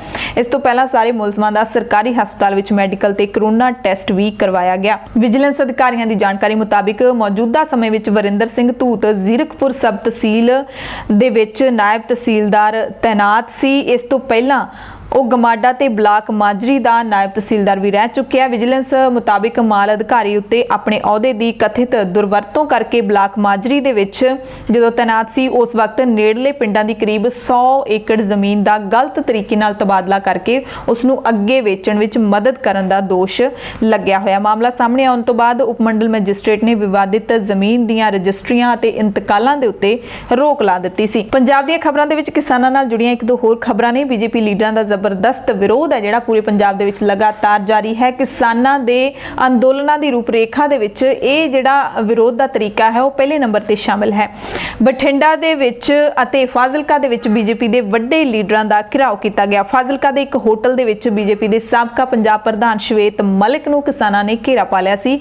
ਇਹ ਤਸਵੀਰਾਂ ਨੇ ਜਿਹੜੀਆਂ ਤੁਸੀਂ ਦੇਖ ਸਕਦੇ ਹੋ ਤੇ ਸ਼ਵੇਤ ਮਲਿਕ ਦਾ ਜਿਹੜਾ ਅੰਮ੍ਰਿਤਸਰ ਦੇ ਵਿੱਚ ਘਰ ਹੈ ਜਿੱਥੇ ਉਹ ਰਹਿੰਦੇ ਨੇ ਉੱਥੇ ਵੀ ਕਿਸਾਨਾਂ ਦਾ ਲਗਾਤਾਰ ਧਰਨਾ ਲੱਗਿਆ ਹੋਇਆ ਹੈ। 1 ਮਹੀਨੇ ਤੋਂ ਵੱਧ, ਜਿਸ ਦਿਨ ਤੋਂ ਯਾਨੀ ਕਿ 1 ਅਕਤੂਬਰ ਤੋਂ ਜਿਹੜਾ ਰੇਲ ਰੋਕੋ ਮੋਰਚਾ ਸ਼ੁਰੂ ਹੋਇਆ ਉਸੇ ਦਿਨ ਤੋਂ ਹੀ ਸ਼ਵੇਤ ਮਲਿਕ ਦੇ ਘਰ ਦੇ ਬਾਹਰ ਕਿਸਾਨਾਂ ਦਾ ਧਰਨਾ ਜਿਹੜਾ ਲੱਗਿਆ ਹੋਇਆ ਅਣਮਿੱਥੇ ਸਮੇਂ ਦੇ ਲਈ। ਬਠਿੰਡਾ ਦੇ ਵਿੱਚ ਵੀ ਬੀਜੇਪੀ ਦੇ ਜਿਹੜੇ ਸਾਬਕਾ ਕੈਬਨਿਟ ਮੰਤਰੀ ਨੇ ਪੰਜਾਬ ਦੇ, ਬੀਜੇਪੀ ਦੇ ਲੀਡਰ ਨੇ, ਉਹ ਸਰਕਟ ਹਾਊਸ ਪਹੁੰਚੇ ਸੀ। ਉੱਥੇ ਵੀ ਕਿਸਾਨਾਂ ਨੇ ਵੱਡੀ ਗਿਣਤੀ ਦੇ ਵਿੱਚ ਪਹੁੰਚ ਕੇ ਜ਼ਬਰਦਸਤ ਘਿਰਾਓ ਕੀਤਾ ਤੇ ਸਰਕਟ ਹਾਊਸ ਨੂੰ ਜਿੰਦਾ ਲਾ ਦਿੱਤਾ, ਗੇਟ ਨੂੰ ਬੰਦ ਕਰਕੇ ਜਿੰਦਾ ਲਾ ਦਿੱਤਾ ਤੇ ਜ਼ਬਰਦਸਤ ਵਿਰੋਧ ਹੈ ਜਿਹੜਾ ਨਾਅਰੇਬਾਜ਼ੀ ਕੀਤੀ। ਮੁਕਤਸਰ ਸਾਹਿਬ ਤੋਂ ਖਬਰ ਹੈ, ਜਿੱਥੇ ਪਰਾਲੀ ਦੀ ਰਿਪੋਰਟ ਲੈਣ ਆਈ ਟੀਮ ਦਾ ਕਿਸਾਨਾਂ ਨੇ ਘਿਰਾਓ ਕਰਦਿਆਂ ਬੇਰੰਗ ਮੋੜ ਦਿੱਤਾ। ਇੱਥੇ ਵੀ ਪਿੰਡ ਭਾਗਸਰ ਦੇ ਵਿੱਚ ਇਹ ਜਿਹੜੀ ਸਾਰੀ ਕਾਰਵਾਈ ਹੋਈ ਹੈ। ਇੱਕ ਸਰਕਾਰੀ ਟੀਮ ਪਿੰਡ ਭਾਗਸਰ ਤੋਂ ਮਹਾਬੱਦਰ ਨੂੰ ਜਾਣ ਵਾਲੀ ਸੜਕ ਦੇ ਉੱਤੇ ਨਰਸਰੀ ਦੇ ਨੇੜੇ ਰਜਬਾਹੇ ਦੇ ਪੁਲ ਤੇ ਪਹੁੰਚੀ ਤਾਂ ਜਦੋਂ ਕਿਸਾਨਾਂ ਨੂੰ ਭਿਣਕ ਪਈ ਤਾਂ ਨਾਲ ਦੀ ਨਾਲ ਕਿਸਾਨ ਵੀ ਉੱਥੇ ਪਹੁੰਚ ਗਏ ਅਤੇ ਨੋਡਲ ਅਫਸਰ ਤੇ ਪਟਵਾਰੀ ਦਾ ਘਿਰਾਓ ਕਰਕੇ ਸਰਕਾਰ ਖਿਲਾਫ ਨਾਅਰੇਬਾਜ਼ੀ ਹੈ ਜਿਹੜੀ ਉਹ ਸ਼ੁਰੂ ਕਰ ਦਿੱਤੀ। ਅੱਧਾ ਘੰਟਾ ਇਹ ਮੁਲਾਜ਼ਮ ਕਿਸਾਨਾਂ ਦੇ ਘੇਰੇ ਵਿੱਚ ਰਹੇ ਤੇ ਫਿਰ ਉਹਨਾਂ ਨੇ ਇਹ ਕਹਿ ਕੇ ਖਹਿੜਾ ਛੁਡਾਇਆ ਕਿ ਅੱਗੇ ਤੋਂ ਪਰਾਲੀ ਦੇ ਮਸਲੇ ਵਿੱਚ ਅਸੀਂ ਇਸ ਪਿੰਡ ਦੇ ਵਿੱਚ ਨਹੀਂ ਆਵਾਂਗੇ ਤੇ ਫਿਰ ਉੱਥੋਂ ਵਾਪਸ ਚਲੇ ਗਏ। ਦਰਅਸਲ ਇਹ ਜਿਹੜੇ ਮੁਲਾਜ਼ਮ ਨੇ ਪੰਜਾਬ ਸਰਕਾਰ ਦੇ ਹੁਕਮਾਂ ਦੇ ਤਹਿਤ ਪਿੰਡ-ਪਿੰਡ ਜਾਣਕਾਰੀ ਇਕੱਤਰ ਕਰਨ ਜਾਂਦੇ ਨੇ ਕਿ ਕਿਹੜੇ-ਕਿਹੜੇ ਕਿਸਾਨਾਂ ਨੇ ਖੇਤਾਂ ਵਿੱਚ ਝੋਨੇ ਦੀ ਪਰਾਲੀ ਨੂੰ ਅੱਗ ਲਾਈ ਹੈ। ਅਗਲੀ ਖਬਰ ਹੈ ਕਿ ਇੱਕ ਪਾਸੇ ਜਿੱਥੇ ਕੇਂਦਰ ਦੇ ਖੇਤੀ ਕਾਨੂੰਨਾਂ ਦਾ ਵਿਰੋਧ ਜ਼ੋਰਾਂ ਤੇ ਹੋ ਰਿਹਾ ਹੈ ਤੇ ਸੂਬੇ ਦੇ ਕਿਸਾਨਾਂ ਨੇ 5 ਨਵੰਬਰ ਨੂੰ ਚੱਕਾ ਜਾਮ ਦਾ ਐਲਾਨ ਵੀ ਕੀਤਾ ਹੈ, ਪਰ ਇਸ ਦੇ ਨਾਲ ਹੀ ਇੱਕ ਖਬਰ ਕੇਂਦਰ ਸਰਕਾਰ ਦੇ ਵੱਲੋਂ ਹੀ ਆ ਰਹੀ ਹੈ ਕਿ ਪੰਜਾਬ ਦੇ ਕਿਸਾਨਾਂ ਨੇ ਝੋਨੇ ਦੀ ਰਿਕਾਰਡ ਪੈਦਾਵਾਰ ਕਰਕੇ ਕੇਂਦਰ ਸਰਕਾਰ ਦੇ ਜਾਂ ਕਹਿ ਲਈਏ ਕਿ ਪੂਰੇ ਦੇਸ਼ ਦੇ ਭੰਡਾਰ ਨੇ ਜਿਹੜੇ ਉਹ ਭਰ ਦਿੱਤੇ ਨੇ। ਅੰਕੜਿਆਂ ਮੁਤਾਬਿਕ ਝੋਨੇ ਦੀ ਖਰੀਦ ਪਿਛਲੇ ਸਾਲ ਦੇ ਮੁਕਾਬਲੇ ਇਸ ਵਾਰ 21.5% ਵੱਧ ਕੇ 204,59,000 ਟਨ ਹੋ ਗਈ ਹੈ ਤੇ ਜ਼ਿਆਦਾ ਜਿਹੜੀ ਖਰੀਦ ਹੈ ਉਹ ਪੰਜਾਬ ਤੋਂ ਕੀਤੀ ਗਈ ਹੈ। ਕੁੱਲ ਖਰੀਦ ਹੈ ਜਿਹੜੀ ਪੂਰੇ ਦੇਸ਼ ਦੇ ਵਿੱਚ 204,59,00,000 ਟਨ ਹੋਈ ਹੈ। ਇਹਦੇ ਵਿੱਚੋਂ 142,81,000 ਟਨ ਦਾ ਯੋਗਦਾਨ ਕੱਲੇ ਪੰਜਾਬ ਨੇ ਪਾਇਆ, ਜਿਹੜਾ ਕਿ ਕੁੱਲ ਖਰੀਦ ਦਾ 69.80% ਬਣਦਾ ਹੈ। 1984 ਸਿੱਖ ਕਤਲੇਆਮ ਨਾਲ ਜੁੜੀਆਂ ਖਬਰਾਂ ਨੇ। ਨਵੰਬਰ 1984 ਦੇ ਵਿੱਚ ਦਿੱਲੀ ਸਮੇਤ ਦੇਸ਼ ਦੇ ਹੋਰ ਕਈ ਸੂਬਿਆਂ ਦੇ ਵਿੱਚ ਸਿੱਖਾਂ ਦਾ ਕਤਲੇਆਮ ਵੱਡੇ ਪੱਧਰ ਤੇ ਕੀਤਾ ਗਿਆ ਸੀ ਤਤਕਾਲੀ ਪ੍ਰਧਾਨ ਮੰਤਰੀ ਇੰਦਰਾ ਗਾਂਧੀ ਦੇ ਕਤਲ ਤੋਂ ਬਾਅਦ।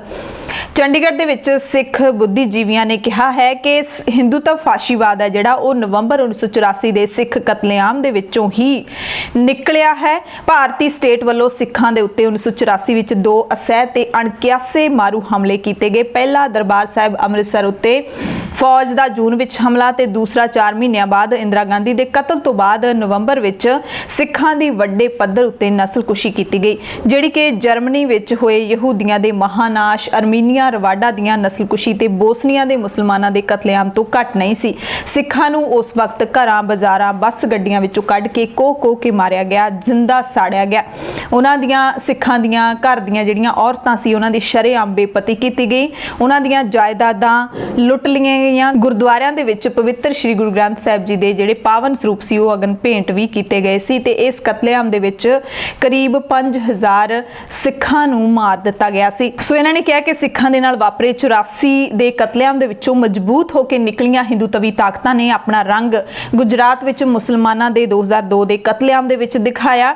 ਹਿੰਦੂਤਵੀ ਸਿਆਸਤ ਨੂੰ ਤਕੜਾ ਕਰਨ ਦੇ ਲਈ ਕੁਝ ਮਹੀਨੇ ਪਹਿਲਾਂ ਦਿੱਲੀ ਵਿੱਚ ਦੰਗੇ ਵੀ ਹੋਏ ਤੇ ਮੁਸਲਮਾਨਾਂ ਦੀਆਂ ਲਿੰਚਿੰਗ ਦੀਆਂ ਘਟਨਾਵਾਂ ਵੀ ਲਗਾਤਾਰ ਵਾਪਰਦੀਆਂ ਰਹਿੰਦੀਆਂ ਨੇ ਤੇ ਇਹਨਾਂ ਨੇ ਚੌਕਸ ਕੀਤਾ ਹੈ ਦੇਸ਼ ਵਾਸੀਆਂ ਨੂੰ ਕਿ ਹਿੰਦੂਤਵੀ ਤਾਕਤਾਂ ਦੇਸ਼ ਨੂੰ ਰਸਮੀ ਤੌਰ ਦੇ ਉੱਤੇ ਹਿੰਦੂ ਰਾਸ਼ਟਰ ਐਲਾਨਣ ਦੇ ਲਈ ਬਜ਼ਿੱਦ ਨੇ। ਜੇ ਇਤਿਹਾਸਿਕ ਪਰਿਪੇਖ ਦੇ ਵਿੱਚ ਸਿੱਖ ਨਸਲਕੁਸ਼ੀ ਨੂੰ ਦੇਖ ਲਈਏ ਤਾਂ ਸਪਸ਼ਟ ਹੈ ਕਿ ਅੰਗਰੇਜ਼ਾਂ ਤੋਂ ਰਾਜ ਸੱਤਾ ਪ੍ਰਾਪਤ ਕਰਨ ਤੋਂ ਤੁਰੰਤ ਬਾਅਦ ਹਾਕਮਾਂ ਨੇ ਦੇਸ਼ ਨੂੰ ਬਹੁ ਗਿਣਤੀ ਫਿਰਕੇ ਆਧਾਰਿਤ ਨੇਸ਼ਨ ਸਟੇਟ ਖੜੀ ਕਰਨ ਵੱਲ ਸਿਆਸਤ ਨੂੰ ਮੋੜਾ ਦਿੱਤਾ ਹੈ। ਸੋ ਉਹਨਾਂ ਨੇ ਕਿਹਾ ਕਿ ਨਵੰਬਰ ਦਾ ਪਹਿਲਾ ਹਫ਼ਤਾ ਸਿੱਖਾਂ ਦੇ ਲਈ ਆਤਮ ਚਿੰਤਨ ਦਾ ਦਿਹਾੜਾ ਹੈ। ਸਿੱਖ ਭਾਈਚਾਰਾ ਆਪਣੀ ਪਛਾਣ, ਆਪਣੇ ਸੱਭਿਆਚਾਰ ਤੇ ਰਹਿਣ ਸਹਿਣ ਨੂੰ ਗੁਰੂ ਆਸ਼ੇ ਮੁਤਾਬਿਕ ਚਲਾਉਂਦਾ ਹੋਇਆ ਕਿਵੇਂ ਆਪਣੀ ਬਣਦੀ ਰਾਜ ਸੱਤਾ ਵਿਚਲੀ ਹਿੱਸੇਦਾਰੀ ਪ੍ਰਾਪਤ ਕਰ ਸਕਦਾ ਹੈ, ਇਸ ਤੇ ਸੋਚਣ ਦੀ ਲੋੜ ਹੈ। ਖਬਰ ਕੈਨੇਡਾ ਦੇ ਵੈਨਕੂਵਰ ਤੋਂ ਹੈ, ਜਿੱਥੇ 1984 ਸਿੱਖ ਕਤਲੇਆਮ ਦੀ ਯਾਦ ਦੇ ਵਿੱਚ ਸਰੀ ਦੇ ਹਾਲੈਂਡ ਪਾਰਕ ਵਿੱਚ ਮੋਮਬੱਤੀਆਂ ਜਗਾ ਕੇ ਜਿਹੜਾ ਰੋਸ ਮਾਰਚ ਕੀਤਾ ਗਿਆ। ਉਸ ਕਤਲੇਆਮ ਦੇ ਵਿਰੁੱਧ ਰੋਸ ਮਾਰਚ ਕੱਢਿਆ ਗਿਆ। ਸੰਸਦ ਮੈਂਬਰ ਰਣਦੀਪ ਸਿੰਘ ਸਰਾਏ ਸਮੇਤ ਕਈ ਮਨੁੱਖੀ ਹੱਕਾਂ ਦੇ ਲਈ ਯਤਨਸ਼ੀਲ ਲੀਡਰਾਂ ਨੇ ਇਹਦੇ ਵਿੱਚ ਹਿੱਸਾ ਲਿਆ।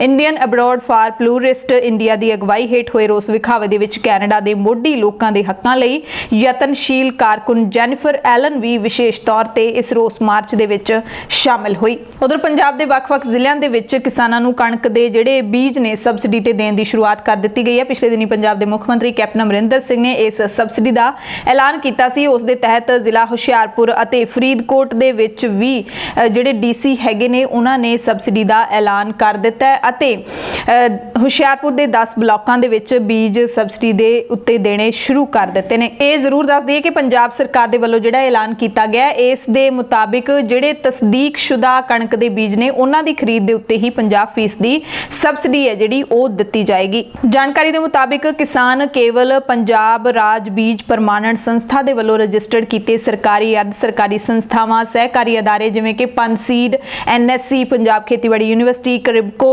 ਇਫਕੋ ਆਦਿ ਦੇ ਸੇਲ ਕਾਊਂਟਰਾਂ ਤੋਂ ਇਹ ਬੀਜ ਨੇ ਜਿਹੜੇ ਉਹ ਪ੍ਰਾਪਤ ਕਰ ਸਕਦੇ ਨੇ ਤੇ ਸਬਸਿਡੀ ਦਾ ਲਾਹਾ ਲੈ ਸਕਦੇ ਨੇ। ਹੁਸ਼ਿਆਰਪੁਰ ਤੋਂ ਖਬਰ ਹੈ, ਜਿੱਥੇ ਡੀਸੀ ਅਪਨੀਤ ਰਿਆਤ ਨੇ ਨਵੇਂ ਹੁਕਮ ਜਾਰੀ ਕੀਤੇ ਨੇ ਕਿ ਲਾਇਸੈਂਸ ਲਏ ਬਿਨਾ ਵਿਆਹਾਂ ਦੇ ਵਿੱਚ, ਮੈਰਿਜ ਪੈਲਸਾਂ ਦੇ ਵਿੱਚ ਆਤਿਸ਼ਬਾਜ਼ੀ, ਪਟਾਕੇ ਚਲਾਉਣ ਦੇ ਉੱਤੇ ਮੁਕੰਮਲ ਪਾਬੰਦੀ ਰਹੇਗੀ। ਜਿਹੜਾ ਕੋਈ ਇਸ ਤਰ੍ਹਾਂ ਕਰੇਗਾ ਉਸ ਦੇ ਖਿਲਾਫ ਵਿਸਫੋਟਕ ਨਿਯਮਾਂ 2008 ਦੇ ਤਹਿਤ ਕਾਰਵਾਈ ਹੈ ਜਿਹੜੀ ਉਹ ਕੀਤੀ ਜਾਏਗੀ ਤੇ ਜੇ ਤੁਸੀਂ ਇਹ ਲਾਇਸੈਂਸ ਅਪਲਾਈ ਕਰਨਾ ਹੈ ਉਹਦੇ ਲਈ ਤੁਹਾਨੂੰ ਸ਼ਰਤਾਂ ਵੀ ਪੂਰੀਆਂ ਕਰਨੀਆਂ ਪੈਣਗੀਆਂ। ਪੈਲੇਸ ਦੇ ਵਿੱਚ ਇੱਕ ਵੱਖਰੀ ਤੇ ਢੁਕਵੀਂ ਥਾਂ ਹੈ ਜਿਹੜੀ ਉਹ ਹੋਣੀ ਚਾਹੀਦੀ ਹੈ ਪਟਾਕੇ ਚਲਾਉਣ ਦੇ ਲਈ। ਟੈਂਟ ਮੁੱਖ ਸੜਕ ਤੇ ਪਾਰਕਿੰਗ ਤੋਂ ਘੱਟੋ ਘੱਟ 30 ਮੀਟਰ ਦੀ ਦੂਰੀ ਦੇ ਉੱਤੇ ਹੋਣੀ ਚਾਹੀਦੀ ਹੈ। ਉੱਤੋਂ ਦੀ ਬਿਜਲੀ ਦੀਆਂ ਤਾਰਾਂ ਨਾ ਲੰਘਦੀਆਂ ਹੋਣ। ਇਸ ਦੇ ਨੇੜੇ ਲੋੜੀਂਦੇ ਪਾਣੀ ਤੇ ਅੱਗ ਬੁਝਾਊ ਯੰਤਰਾਂ ਦਾ ਇੰਤਜ਼ਾਮ ਵੀ ਹੋਣਾ ਚਾਹੀਦਾ ਹੈ। ਇੱਕ ਹੋਰ ਅਹਿਮ ਖਬਰ ਦੀ ਜਾਣਕਾਰੀ ਤੁਹਾਨੂੰ ਦੇ ਦਈਏ ਕਿ ਪੰਜਾਬ ਦੇ ਵਿੱਚ ਜਿਨ੍ਹਾਂ ਲੋਕਾਂ ਦੇ ਡਰਾਈਵਿੰਗ ਲਾਇਸੈਂਸ ਪੁਰਾਣੇ ਤਰੀਕੇ ਨਾਲ ਯਾਨੀ ਕਿ ਮੈਨੂਅਲ ਡਰਾਈਵਿੰਗ ਲਾਇਸੈਂਸ ਬਣੇ ਹੋਏ ਨੇ ਉਹ ਹੁਣ ਆਪਣੇ ਡਰਾਈਵਿੰਗ ਲਾਇਸੈਂਸ ਅਪਗ੍ਰੇਡ ਕਰਵਾ ਕੇ ਡਿਜੀਟਲ ਡਰਾਈਵਿੰਗ ਲਾਇਸੈਂਸ ਬਣਾ ਸਕਦੇ ਨੇ।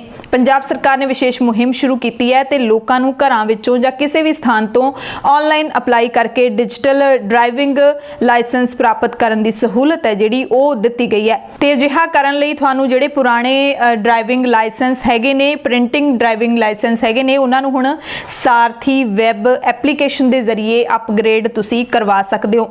ਵਾਹਨ ਅਤੇ ਸਾਰਥੀ ਐਪਲੀਕੇਸ਼ਨਾਂ ਦੇ ਲਾਗੂ ਹੋਣ ਤੋਂ ਪਹਿਲਾਂ ਡਰਾਈਵਿੰਗ ਲਾਇਸੈਂਸ ਹੱਥ ਨਾਲ ਹੀ ਜਾਰੀ ਕੀਤੇ ਜਾਂਦੇ ਸੀ, ਯਾਨੀ ਕਿ ਜਿਹੜੇ ਪ੍ਰਿੰਟਡ ਡਰਾਈਵਿੰਗ ਲਾਇਸੈਂਸ ਹੁੰਦੇ ਸੀ ਉਹ ਜਾਰੀ ਕੀਤੇ ਜਾਂਦੇ ਸੀ। ਤੇ ਸਾਰਥੀ ਵੈਬ ਐਪਲੀਕੇਸ਼ਨ ਦੇ ਵਿੱਚ ਅਪਲਾਈ ਕਰਨ ਦੇ ਲਈ ਡਰਾਈਵਿੰਗ ਲਾਇਸੈਂਸ ਧਾਰਕਾਂ ਨੂੰ www.sarathi.parivahan.gov.in ਜਾਂ ਫਿਰ ਇੱਕ ਮੋਬਾਈਲ ਐਪ ਹੈ M ਪਰਿਵਾਹਨ, ਉਹਦੇ ਤੇ ਜਾ ਕੇ ਦੇਖਣਾ ਪਵੇਗਾ ਕਿ ਤੁਹਾਡਾ ਵੇਰਵਾ ਸਾਰਥੀ ਐਪ ਦੇ ਵਿੱਚ ਉਪਲਬਧ ਹੈ ਜਾਂ ਫਿਰ ਨਹੀਂ ਹੈ।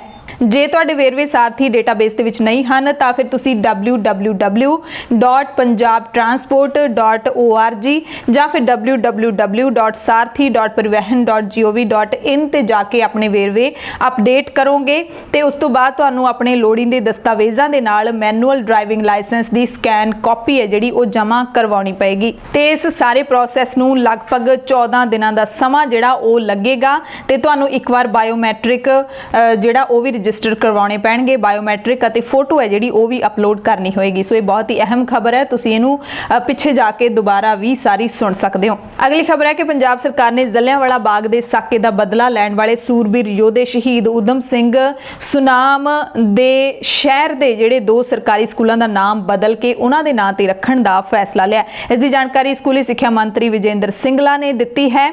ਉਹਨਾਂ ਨੇ ਕਿਹਾ ਕਿ ਸੂਬਾ ਸਰਕਾਰ ਨੇ ਸ਼ਹੀਦ ਊਧਮ ਸਿੰਘ ਸੁਨਾਮ ਨੂੰ ਸ਼ਰਧਾ ਦੇ ਫੁੱਲ ਭੇਂਟ ਕਰਦਿਆਂ ਜ਼ਿਲ੍ਹਾ ਸੰਗਰੂਰ ਦੇ 2 ਸਰਕਾਰੀ ਸਕੂਲਾਂ ਦਾ ਨਾਮ ਬਦਲ ਕੇ ਸ਼ਹੀਦ ਦੇ ਨਾਮ ਤੇ ਰੱਖ ਦਿੱਤਾ ਹੈ। ਸੁਨਾਮ ਊਧਮ ਸਿੰਘ ਵਾਲਾ ਸ਼ਹਿਰ ਦੇ ਸਰਕਾਰੀ ਸੀਨੀਅਰ ਸੈਕੰਡਰੀ ਸਕੂਲ ਲੜਕੇ ਅਤੇ ਸਰਕਾਰੀ ਸੀਨੀਅਰ ਸੈਕੰਡਰੀ ਸਕੂਲ ਲੜਕੀਆਂ ਨੂੰ ਕਰਮਵਾਰ ਸ਼ਹੀਦ ਊਧਮ ਸਿੰਘ ਸਰਕਾਰੀ ਸੀਨੀਅਰ ਸੈਕੰਡਰੀ ਸਕੂਲ ਲੜਕੇ ਅਤੇ ਸ਼ਹੀਦ ਊਧਮ ਸਿੰਘ ਸਰਕਾਰੀ ਸੀਨੀਅਰ ਸੈਕੰਡਰੀ ਸਕੂਲ ਲੜਕੀਆਂ ਦੇ ਵਜੋਂ ਹੁਣ ਜਾਣਿਆ ਜਾਵੇਗਾ। ਪਟਿਆਲਾ ਤੋਂ ਖਬਰ ਹੈ ਜਿੱਥੇ ਜੰਗਲਾਤ ਕਾਮਿਆਂ ਦੇ ਵੱਲੋਂ ਸ਼ੁਰੂ ਕੀਤੀ ਗਈ ਭੁੱਖ ਹੜਤਾਲ 7ਵੇਂ ਦਿਨ ਸਮਾਪਤ ਹੋ ਗਈ ਕਿਉਂਕਿ ਸਾਊਥ ਸਰਕਲ ਦੇ ਵਣਪਾਲ ਕੇ ਕੰਨਨ ਨਾਲ ਹੋਈ ਮੀਟਿੰਗ ਦੇ ਦੌਰਾਨ ਸਾਰੀਆਂ ਮੰਗਾਂ ਵਿੱਚੋਂ ਕੁਝ ਨੂੰ ਤੁਰੰਤ ਮੰਨ ਲਿਆ ਗਿਆ ਤੇ ਕੁਝ ਸਮਾਂ ਪਾ ਕੇ ਮੰਨ ਲੈਣ ਦਾ ਵਾਅਦਾ ਕੀਤਾ ਗਿਆ। ਉਸ ਤੋਂ ਬਾਅਦ ਇਹਨਾਂ ਸਾਰੇ ਪ੍ਰਦਰਸ਼ਨਕਾਰੀਆਂ ਨੇ ਭੁੱਖ ਹੜਤਾਲ ਖਤਮ ਕਰ ਦਿੱਤੀ। ਜਿਹੜੀਆਂ ਮੰਗਾਂ ਸੰਬੰਧੀ ਫੈਸਲਾ ਕੀਤਾ ਗਿਆ ਉਹਨਾਂ ਦੇ ਵਿੱਚ ਤਨਖਾਹਾਂ ਜਾਰੀ ਕਰਨਾ, ਸੀਨੀਅਰਤਾ ਸੂਚੀ ਵਿੱਚ ਰਹਿੰਦੇ ਵਰਕਰ ਸ਼ਾਮਲ ਕਰਨਾ, ਨਰੇਗਾ ਦੇ ਸ਼ਾਮਲ ਕੀਤੇ ਵਰਕਰ ਕੱਢਣਾ, ਵਰਦੀਆਂ ਦੇਣਾ, ਮ੍ਰਿਤਕ ਵਰਕਰਾਂ ਦੇ ਆਸ਼ਰਿਤ ਨੂੰ ਕੰਮ ਉੱਤੇ ਰੱਖਣਾ ਤੇ ਕਿਰਤ ਕਾਨੂੰਨਾਂ ਮੁਤਾਬਿਕ ਮੁਆਵਜ਼ਾ ਦੇਣਾ, ਸਾਰੀਆਂ ਤਨਖਾਹਾਂ ਦੀਵਾਲੀ ਤੋਂ ਪਹਿਲਾਂ ਜਾਰੀ ਕਰਨਾ, ਇਹ ਸਾਰੀਆਂ ਸ਼ਾਮਲ ਨੇ। ਲਹਿਰਾ ਗਾਗਾ ਤੋਂ ਖਬਰ ਹੈ ਜਿੱਥੇ ਮੁਲਾਜ਼ਮ ਤੇ ਪੈਨਸ਼ਨਰਸ ਤਾਲਮੇਲ ਕਮੇਟੀ ਦੇ ਸੱਦੇ ਤੇ ਪਾਵਰਕਾਮ ਦੇ ਡਿਵੀਜ਼ਨ ਦਫ਼ਤਰ ਮੂਹਰੇ ਗੇਟ ਰੈਲੀ ਕੀਤੀ ਗਈ। ਕੇਂਦਰ ਤੇ ਸੂਬਾ ਸਰਕਾਰ ਦੇ ਖਿਲਾਫ ਨਾਅਰੇਬਾਜ਼ੀ ਹੈ ਜਿਹੜੀ ਕੀਤੀ ਗਈ। ਉਹਨਾਂ ਨੇ ਕਿਹਾ ਕਿ ਕੇਂਦਰ ਸਰਕਾਰ ਖੇਤੀ ਵਿਰੋਧੀ ਤੇ ਬਿਜਲੀ ਵਿਰੋਧੀ ਬਿੱਲਾਂ ਨੂੰ ਵਾਪਸ ਲਵੇ ਕਿਉਂਕਿ ਸਿਰਫ ਸਰਮਾਏਦਾਰਾਂ ਦੇ ਹਿੱਤਾਂ ਦੀ ਰਾਖੀ ਕਰਦੇ ਨੇ। ਅਗਲੀ ਖਬਰ ਹੈ ਕਿ ਕੇਂਦਰ ਸਰਕਾਰ ਨੇ ਖਾਲਿਸਤਾਨ ਪੱਖੀ ਜਥੇਬੰਦੀਆਂ ਨਾਲ ਜੁੜੀਆਂ 12 ਵੈਬਸਾਈਟਾਂ ਦੇ ਉੱਤੇ ਪਾਬੰਦੀ ਲਾ ਦਿੱਤੀ ਹੈ। ਜਾਣਕਾਰੀ ਇਹ ਮਿਲ ਰਹੀ ਹੈ ਕਿ ਕੁਝ ਪਾਬੰਦੀਸ਼ੁਦਾ ਵੈਬਸਾਈਟਾਂ ਦੇ ਵਿੱਚੋਂ ਜਿਹੜਾ 6 ਫਾਰ ਜਸਟਿਸ ਵੱਲੋਂ ਸਿੱਧੇ ਤੌਰ ਤੇ ਚਲਾਇਆ ਜਾਂਦਾ ਸੀ। ਇਲੈਕਟ੍ਰੋਨਿਕਸ ਅਤੇ ਆਈਟੀ ਮੰਤਰਾਲੇ ਨੇ ਆਈਟੀ ਐਕਟ ਦੀ ਧਾਰਾ 69A ਦੇ ਤਹਿਤ 12 ਵੈਬਸਾਈਟਾਂ ਦੇ ਉੱਤੇ ਪਾਬੰਦੀ ਲਾ ਦਿੱਤੀ ਹੈ। ਇਹਨਾਂ ਦੇ ਵਿੱਚ SFZ4 ਫਾਰਮਰਸ, PB ਟੀਮ, ਸੇਵਾ 413, PB4W, ਸਾਡਾ ਪਿੰਡ, ਇਹੋ ਜਿਹੀਆਂ ਜਿਹੜੀਆਂ ਵੈਬਸਾਈਟਸ ਸ਼ਾਮਲ ਨੇ ਜਿਨ੍ਹਾਂ ਦੇ ਉੱਤੇ ਪਾਬੰਦੀ ਲਾਈ ਗਈ ਹੈ। ਚੰਡੀਗੜ੍ਹ ਸ਼ਿਮਲਾ ਹਾਈਵੇ ਤੇ ਸਲੋਗੜਾ ਨੇੜੇ ਨਿੱਜੀ ਬੱਸ ਹਾਦਸੇ ਦੇ ਸ਼ਿਕਾਰ ਹੋਣ ਕਾਰਨ ਇੱਕ ਔਰਤ ਦੀ ਇੱਥੇ ਮੌਤ ਹੋ ਗਈ ਤੇ 20 ਤੋਂ ਵੱਧ ਯਾਤਰੀ ਜ਼ਖਮੀ ਹੋ ਗਏ। ਬੱਸ ਚੈਲ ਤੋਂ ਸੋਲਨ ਜਾ ਰਹੀ ਸੀ ਤੇ ਸਲੋਗੜਾ ਨੇੜੇ ਉਲਟ ਗਈ ਜਿਹਦੇ ਵਿੱਚ 25 ਯਾਤਰੀ ਸਵਾਰ ਸੀ। ਤਕਨੀਕੀ ਖਰਾਬੀ ਕਾਰਨ ਸਟੀਅਰਿੰਗ ਜਾਮ ਹੋ ਗਿਆ ਤੇ ਹਾਦਸਾ ਵਾਪਰ ਗਿਆ ਤੇ ਯਾਤਰੀਆਂ ਨੂੰ ਬਚਾਉਣ ਦੀ ਕੋਸ਼ਿਸ਼ ਵਿੱਚ ਡਰਾਈਵਰ ਨੇ ਬੱਸ ਨੂੰ ਪਹਾੜੀ ਦੇ ਨਾਲ ਟੱਕਰ ਮਾਰ ਦਿੱਤੀ। ਅਗਲੀ ਖਬਰ ਅਮਰੀਕਾ ਤੋਂ ਹੈ ਜਿੱਥੇ ਮੋਗਾ ਜ਼ਿਲ੍ਹੇ ਦੇ ਇੱਕ ਨੌਜਵਾਨ ਟਰੱਕ ਡਰਾਈਵਰ ਦੀ ਸੜਕ ਹਾਦਸੇ ਦੇ ਵਿੱਚ ਮੌਤ ਹੋ ਗਈ। ਬੇਕਰਸਫੀਲਡ ਨਿਵਾਸੀ ਸਰਬਜੀਤ ਸਿੰਘ ਜਿਸ ਦੀ ਉਮਰ 23 ਸਾਲ ਸੀ ਉਹ ਟਰੱਕ ਐਕਸੀਡੈਂਟ ਦੇ ਵਿੱਚ ਆਪਣੀ ਜਾਨ ਗਵਾ ਬੈਠਿਆ। ਐਤਵਾਰ ਨੂੰ ਰਾਤ ਨੂੰ ਕਰੀਬ 2:30 ਵਜੇ ਨੀਂਦ ਕਾਰਨ ਫਰੀਵੇ 40 ਈਸਟਬਾਉਂਡ ਐਡਰੀਅਨ ਟੈਕਸਾਸ ਦੇ ਵਿੱਚ ਰਿਸਟ ਏਰੀਏ ਵਿੱਚ ਖੜੇ ਟਰੱਕ ਵਿੱਚ ਸਰਬਜੀਤ ਦਾ ਪਿੱਛੋਂ ਟਰੱਕ ਵੱਜਿਆ ਤੇ ਬੁਰੀ ਤਰ੍ਹਾਂ ਦੇ ਨਾਲ ਨੁਕਸਾਨਿਆ ਗਿਆ ਤੇ ਨੌਜਵਾਨ ਦੀ ਮੌਕੇ ਤੇ ਹੀ ਮੌਤ ਹੋ ਗਈ। ਸਰਬਜੀਤ ਸਿੰਘ ਮੋਗਾ ਦੇ ਧਰਮਕੋਟ ਪਿੰਡ ਦਾ ਰਹਿਣ ਵਾਲਾ ਸੀ। 3 ਮਹੀਨੇ ਪਹਿਲਾਂ ਹੀ ਇਸ ਦਾ ਵਿਆਹ ਹੋਇਆ ਸੀ। ਪੁਲਿਸ ਐਕਸੀਡੈਂਟ ਦੀ ਜਾਂਚ ਕਰ ਰਹੀ ਹੈ। ਪੰਜਾਬ ਦੀਆਂ ਖਾਸ ਖਬਰਾਂ ਦੇ ਖਾਸ ਬੁਲੇਟਿਨ ਦੇ ਵਿੱਚ ਤੁਹਾਡੇ ਸਭ ਤੋਂ ਇਜਾਜ਼ਤ ਚਾਹੁੰਦੇ ਹਾਂ। ਤੁਸੀਂ ਸਾਰੇ ਆਪਣਾ ਧਿਆਨ ਰੱਖਿਓ। ਕਿਸਾਨਾਂ ਦੇ ਸੰਘਰਸ਼ ਦੇ ਵਿੱਚ ਜੋ ਵੀ ਤੁਸੀਂ ਬਣਦਾ ਸਦਾ ਯੋਗਦਾਨ ਪਾ ਸਕਦੇ ਹੋ ਜ਼ਰੂਰ ਪਾਓ ਤੇ ਅਫਵਾਹਾਂ ਦੇ ਵਿੱਚ ਨਾ ਆਓ। ਅਫਵਾਹਾਂ ਤੋਂ ਬਚ ਕੇ ਰਹੋ। ਲੋੜਵੰਦਾਂ ਦੀ ਮਦਦ ਜ਼ਰੂਰ ਕਰਦੇ ਰਹੋ। ਧੰਨਵਾਦ।